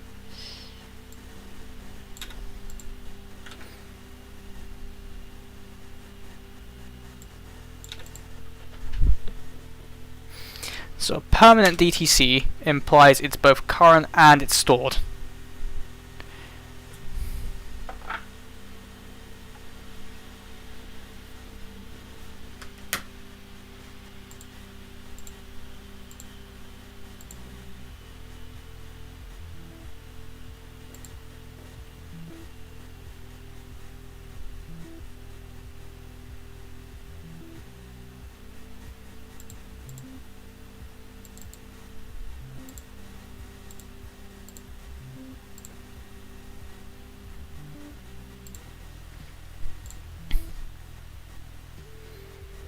state permanent. Okay, and all of these have check engine light false appended to them, which is confirmed by the reading on Vimeo saying that the engine management light should not be on for any of these DTCs. Okay, so I think DTC reading's finally correct, which is always cool. Actually, I'm going to grab a picture of my current screen. That shall be the thumbnail of this video. And I shall just quickly go grab OpenVehicleDiag's window and throw that on top as well. Just got all of them in one giant mishmash of code, diagnostics, and Vimeo for those who know what this is.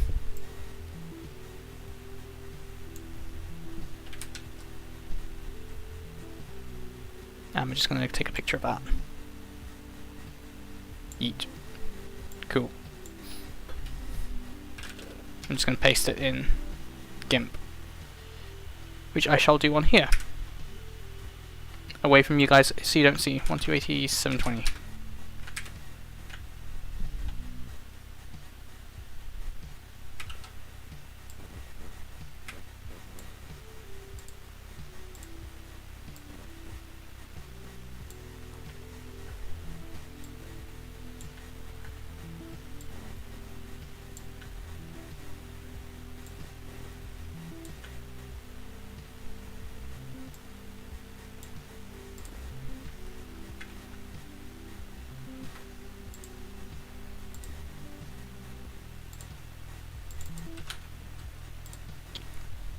Okay.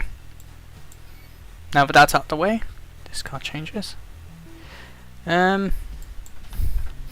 the way, how's everyone doing on here? Like, I'm thinking, how long should I keep going for? Because it's getting quite late here in the UK, but like, I mean, if you guys want me to continue, I can.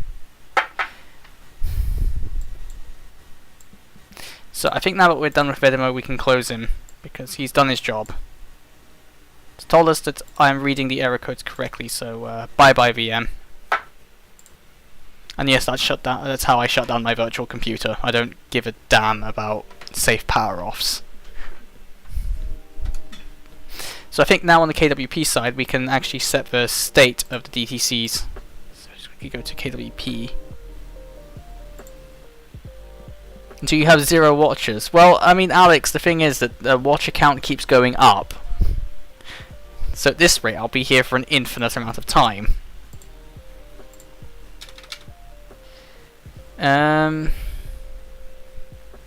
KWP session. So we want to found format errors and then dotted message as stream. Okay, so switch. So match on x.error x.state. So let's actually match on the state of the error code, and we say match on and x.state.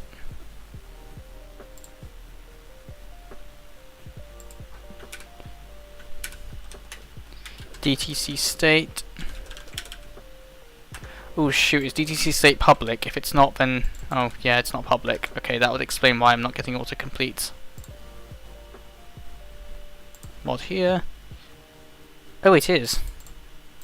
Okay. Why aren't you behaving?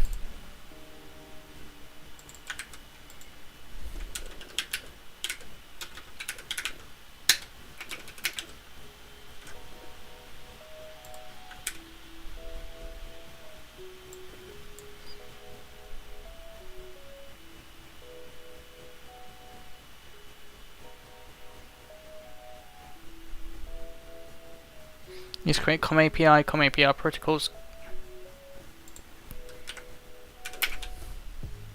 That.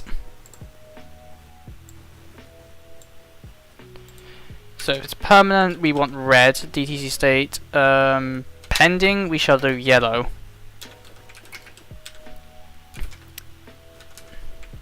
What color scheme should I go for, guys? And DTC state, none. That shall be green. Indicate it's a new error code. And DTC state stored. I'm thinking stored and permanent should be red.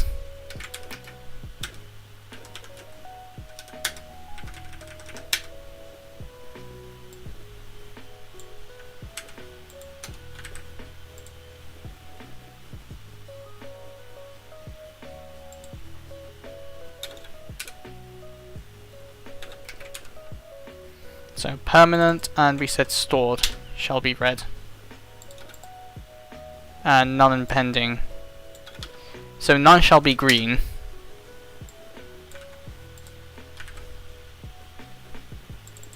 Log type. I believe it had an info. So that shall be error.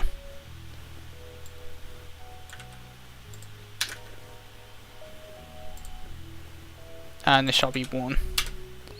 And let's also quickly change these to format x.error, so I can add in some extra spicy text in here.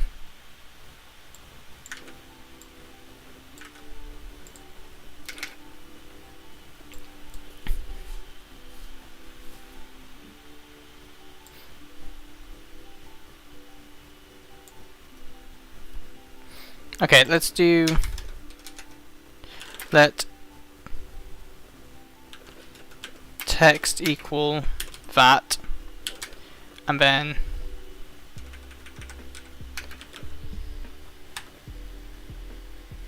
I'm going to say that my text equals that. Oh, this should be in the match arm. Whoops. Super cool stuff. I've got a board on my desk right now trying to dump NAND from command ntg1. Ooh, nice, Paul. Didn't say that. And we're going to say, let's get a nice emoji. UTF-16 emojis for like a lamp bulb, and we'll like stick that on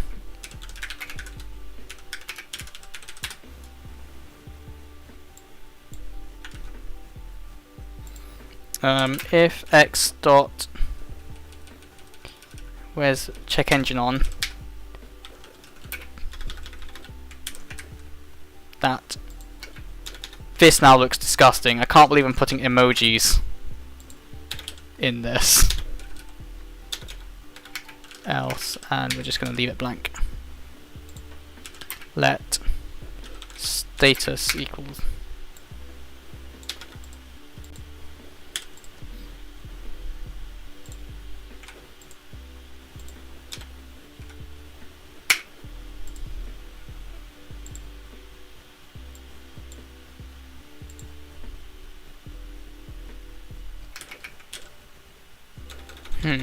where do I want the status lamp? I want it to be 2 characters long. So x.error status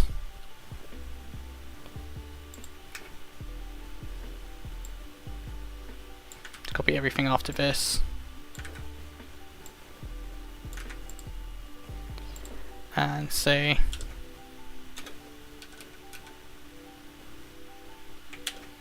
pending DTC, new DTC, permanent DTC,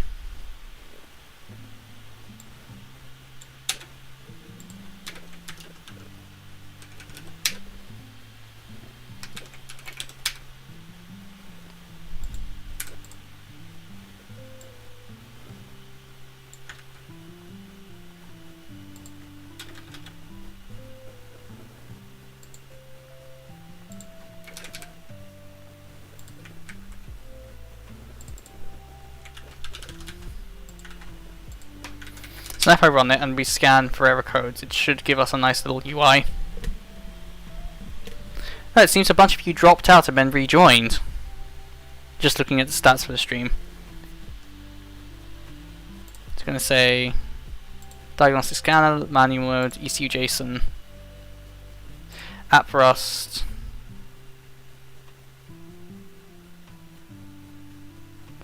I'm going to select all and say engine, KWP, connect, read DTCs. Ooh, that looks spicy. All the error codes. Now I want to see what it looks like if I flip this around. So if the engine light is not on, we're just going to put the light bulb just so we can see what that would look like if they had a DTC, if the engine check engine light on. Also, question: there's so many more viewers than I normally get on a stream. What's up? How are you guys finding me? Has someone like tweeted something somewhere? Like, I haven't been on my phone or anything, so I don't know if the internet's blown up and now I'm suddenly popular. This KWP connect and read. Oh no! Look at that. It doesn't show the emojis. r/car hacking. Has someone posted something on there? I'm an active member of that community, you know, guys. Car hack. I want to see this on my phone. One sec. r/car hacking. Oh, okay. Okay, I see where you guys have found me from. Okay, I know who's posted that. Very nice. So, if you guys don't know, if you guys are an active member of r/car hacking, I am the weird guy who goes by the alias of UKSFM99. That is me, and you've probably seen me post there a few times because of some of my other projects. Found you by the lights trick. Yeah, that's always good. I do plan on improving that. Let's just say I've got a bunch of RGB LEDs and some lighting fiber cables for the interior of the car. And come summer, I plan to gut the interior of the car out and basically document the whole process of doing that.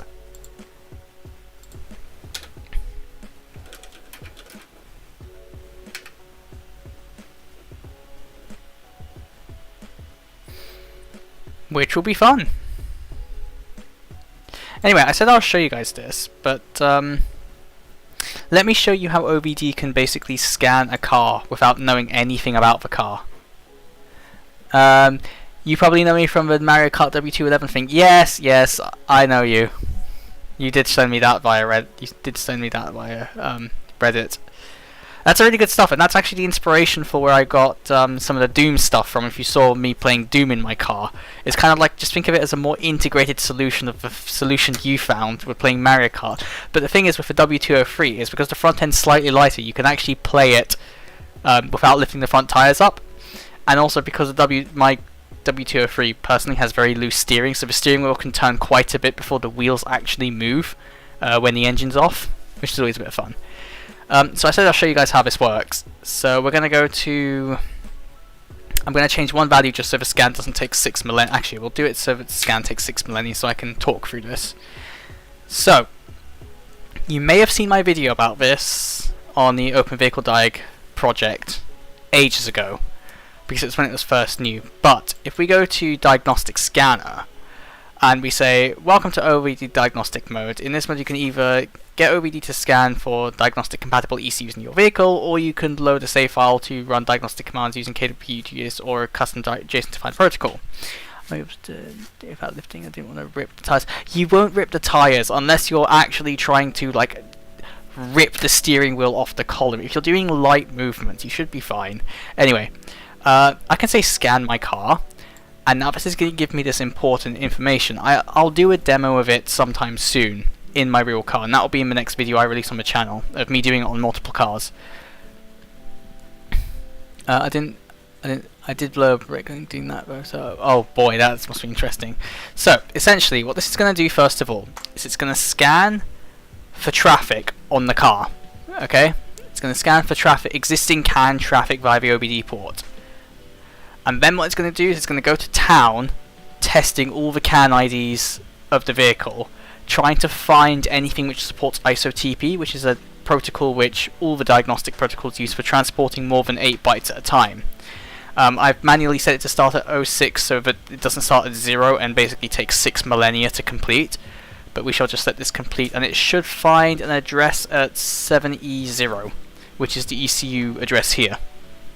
Okay, now bearing in mind OVD currently has no idea what it's even plugged into, it's just having a go trying to find ISO-TP endpoints of the car.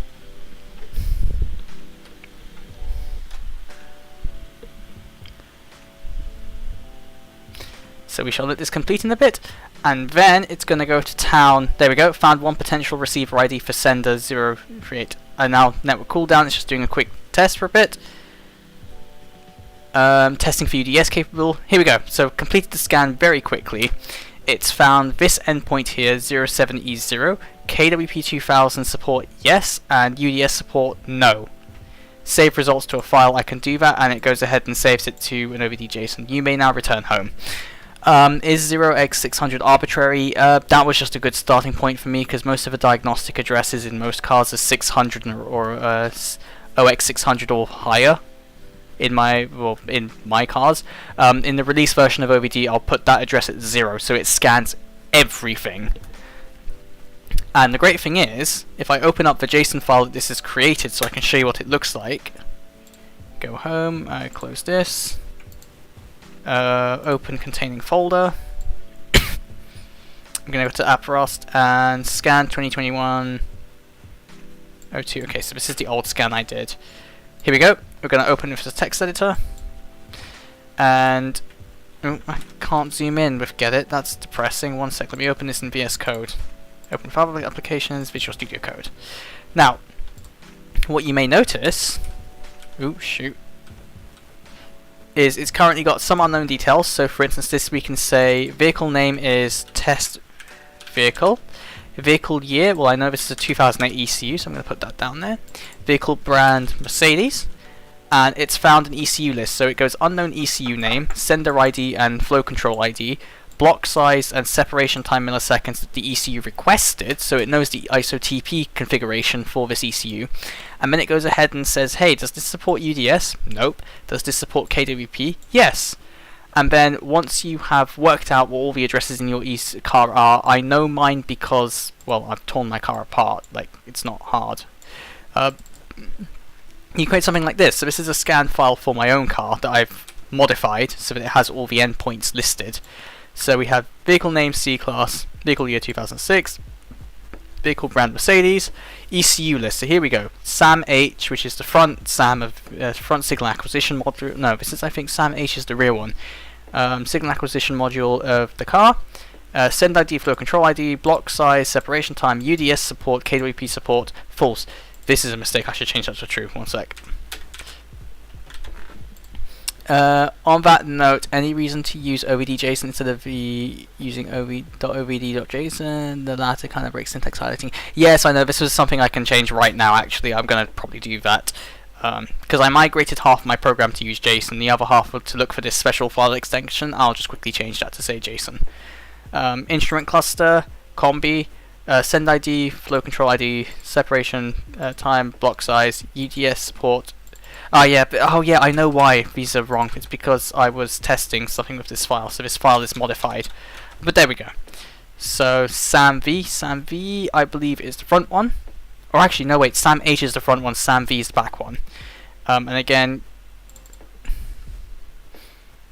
you know what I've done? I've mixed these around because I've edited, as I said before, I've edited this file multiple times just purely so I could play with my car. Overhead control panel, DBE module. Again, this is all in can be, but we can keep going down until we find engine MS, which is this one, and you notice it has a slower separation time.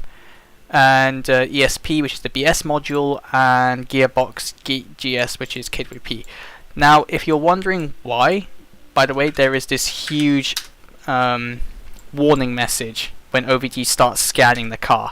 It's because what OVD tries to do is to determine whether the car supports. I'll quickly show you what that error message looks like. This one here, because to determine if, well, for OVD to determine if the car supports UDS or KWP, it basically has to put the car in advanced diagnostic mode, which, as if I open this of my mum's car, I'll demo this in my next video, the car becomes very unhappy for a few seconds.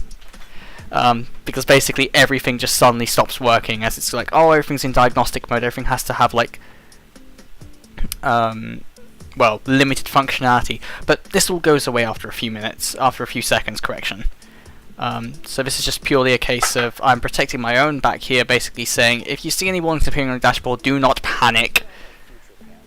Also, the scan terminates if the battery voltage goes below 11.7 volts. That I think is a good cutoff point for when we should stop.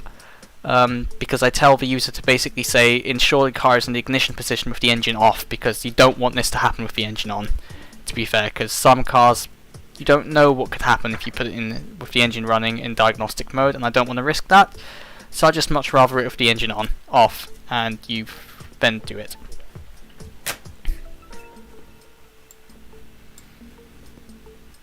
But yeah, I mean, to be fair, I quite personally think this UI looks quite nice. Also, I don't know if you noticed on the home screen there's something called diagnostic over IP. That's something I'm eventually planning on adding, maybe sometime in the long future, to OBD, but currently just supports all the adapter API protocols for the OBD port, so, you know, it's all good.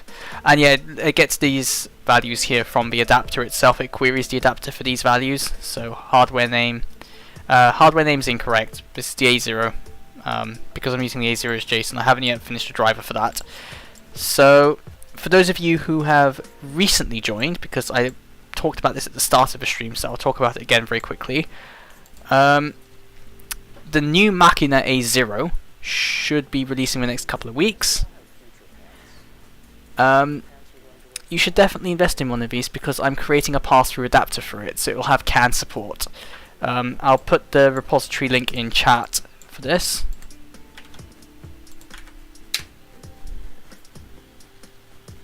And I'll also put the link to OpenVehicleDiag itself in chat. Wait, you're running J2? Yeah, yes, here's the thing. My Macchina adapter... Here you go. So, my Macchina adapter driver is an unofficial J2534 port. It's a special driver written in Rust, which basically supports Linux and Windows, because you can cross-compile. So, the end result of that is that, yes, I support Linux and OS X as well. If you have a Mac, you can run this, which is really cool. Nobody can from ECU, some of the buses which adapter you're using. I'll quickly just answer that question here. I'm currently using my M2, but A0 is next on the list for me to finish within the week, so I'm basically refactoring all of the driver code for the M2 so that we can easily just change the configuration for the pinouts of the CPU to basically the various interface modules and slap the firmware onto the A0, and we should be good to go. That's the plan for next week, by the way. I might do a stream midweek where I do the firmware debugging on this, because that's going to be a hell of a lot of fun and frustration, because real-time OS is never fun. As for how I'm connecting this, oh, oops, I got the first answer to that. Oh yeah, so it's just the M2 and a bunch of wires from the breakout board which go directly to this breakout board here, which then go to the ECU. Currently there's two CAN wires here, and there's a K-line wire which I haven't hooked up yet, but the ECU does have K-line. I see, so same API as J2534. I was just curious because I know you use registry on Windows to find adapters. Yes, so I shall talk about that, but basically what I have done is on Linux and OS X, there is a hidden folder in your home directory called .passthrough. Let me quickly share my screen. And inside that, you will find the drivers, and you will also find JSON files. If I open this up with Visual Studio Code, so you can... oh, for God's sake, I have to view all applications. Visual Studio Code. It's basically the same registry entries you might notice, but it's just all stored in JSON. It's so useful.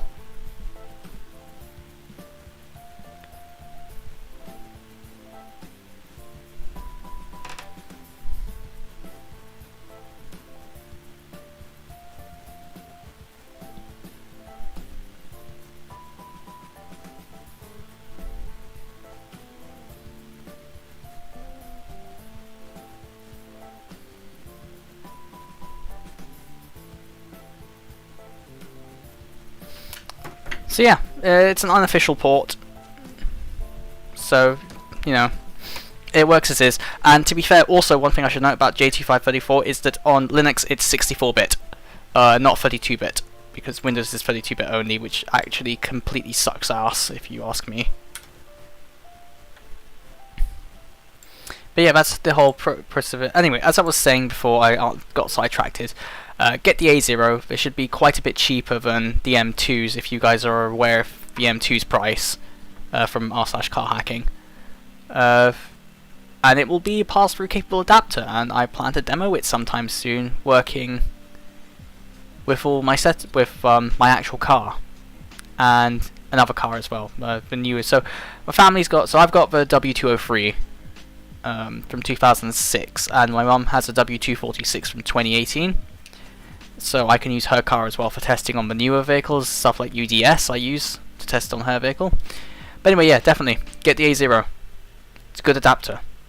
However, I should mention this only supports CAN and ISO-TP, so if your car uses K-Line, you have to get the M2, which, by the way, I will be finishing K-Line support sometime, hopefully before summer.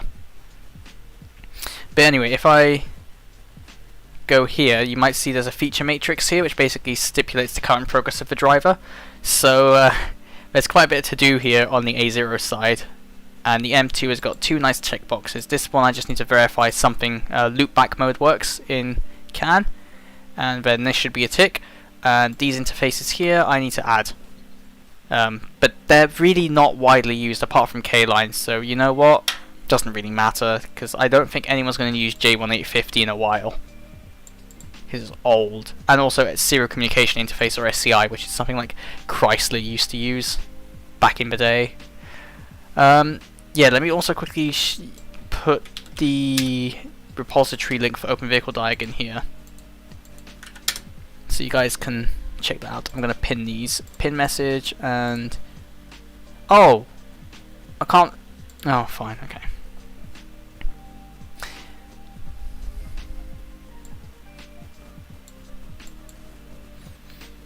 Yeah, I think we shall wrap this up in about 10 minutes. Do you guys just want to have like a Q&A with me? Just ping me some questions. I'll be happy to answer.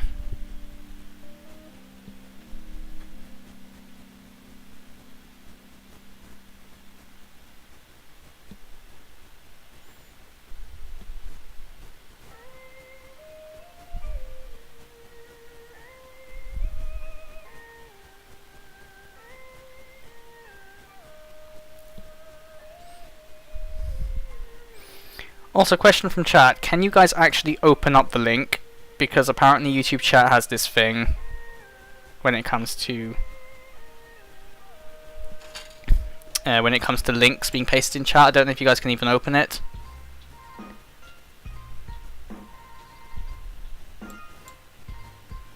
Oh, also one thing I should mention about KWP sessions. So we have 3 different modes. If you go to manual mode, and you can open up one of the save files from the previous scan that I mentioned earlier. We go to apparatus and we'll just open up my one. We go to engine MS. We can go to KWP session and we can enter a manual payload to send to the ECU. So I will ask for 2122. Why won't you? Oh yeah, 2122. Sub error, and it basically passes the request message and will spit out the response from the ECU in a more easy to understand format. So if I just quickly botch this and do 11, it should be like reset, but the wrong sub argument. Tell me function not sub function not supported or invalid format. So I get a little help as to what I've done wrong.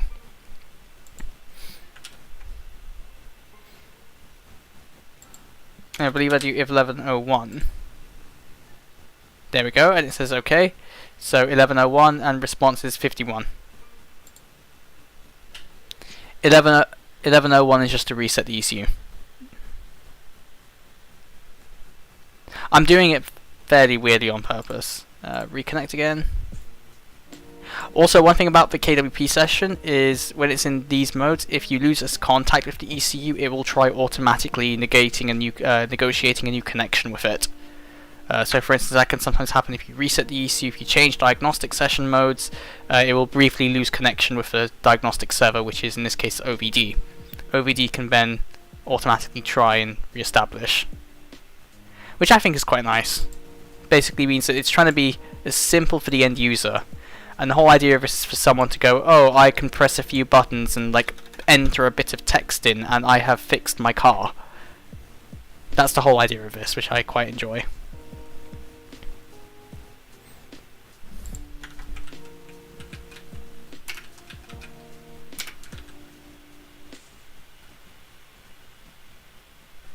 Read data by local identifier is 22. I want to see what happens if I put 22 in. I'm doing this off the top of my head now, I'm not really...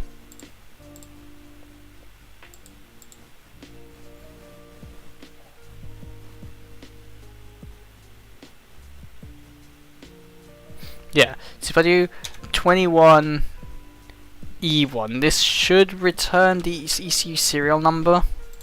Yes, there we go. 61E, so 61E1 basically says service 21, okay, because it's a added OX40 on top of the request ID. E1 is service identifier, which is the second byte here, and then this bit afterwards is the actual response of from the ECU. I wonder what EA does. EA is apparently ECU configuration. Oh, function not supported. That's nice. EB, diagnostic protocol information. Yep, that's not supported by this.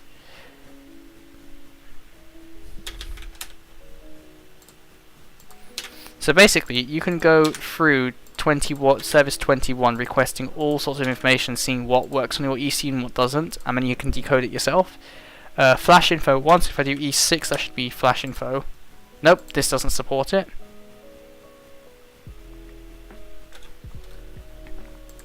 E9, E8, nope, you don't support any of this. It's crap ECU.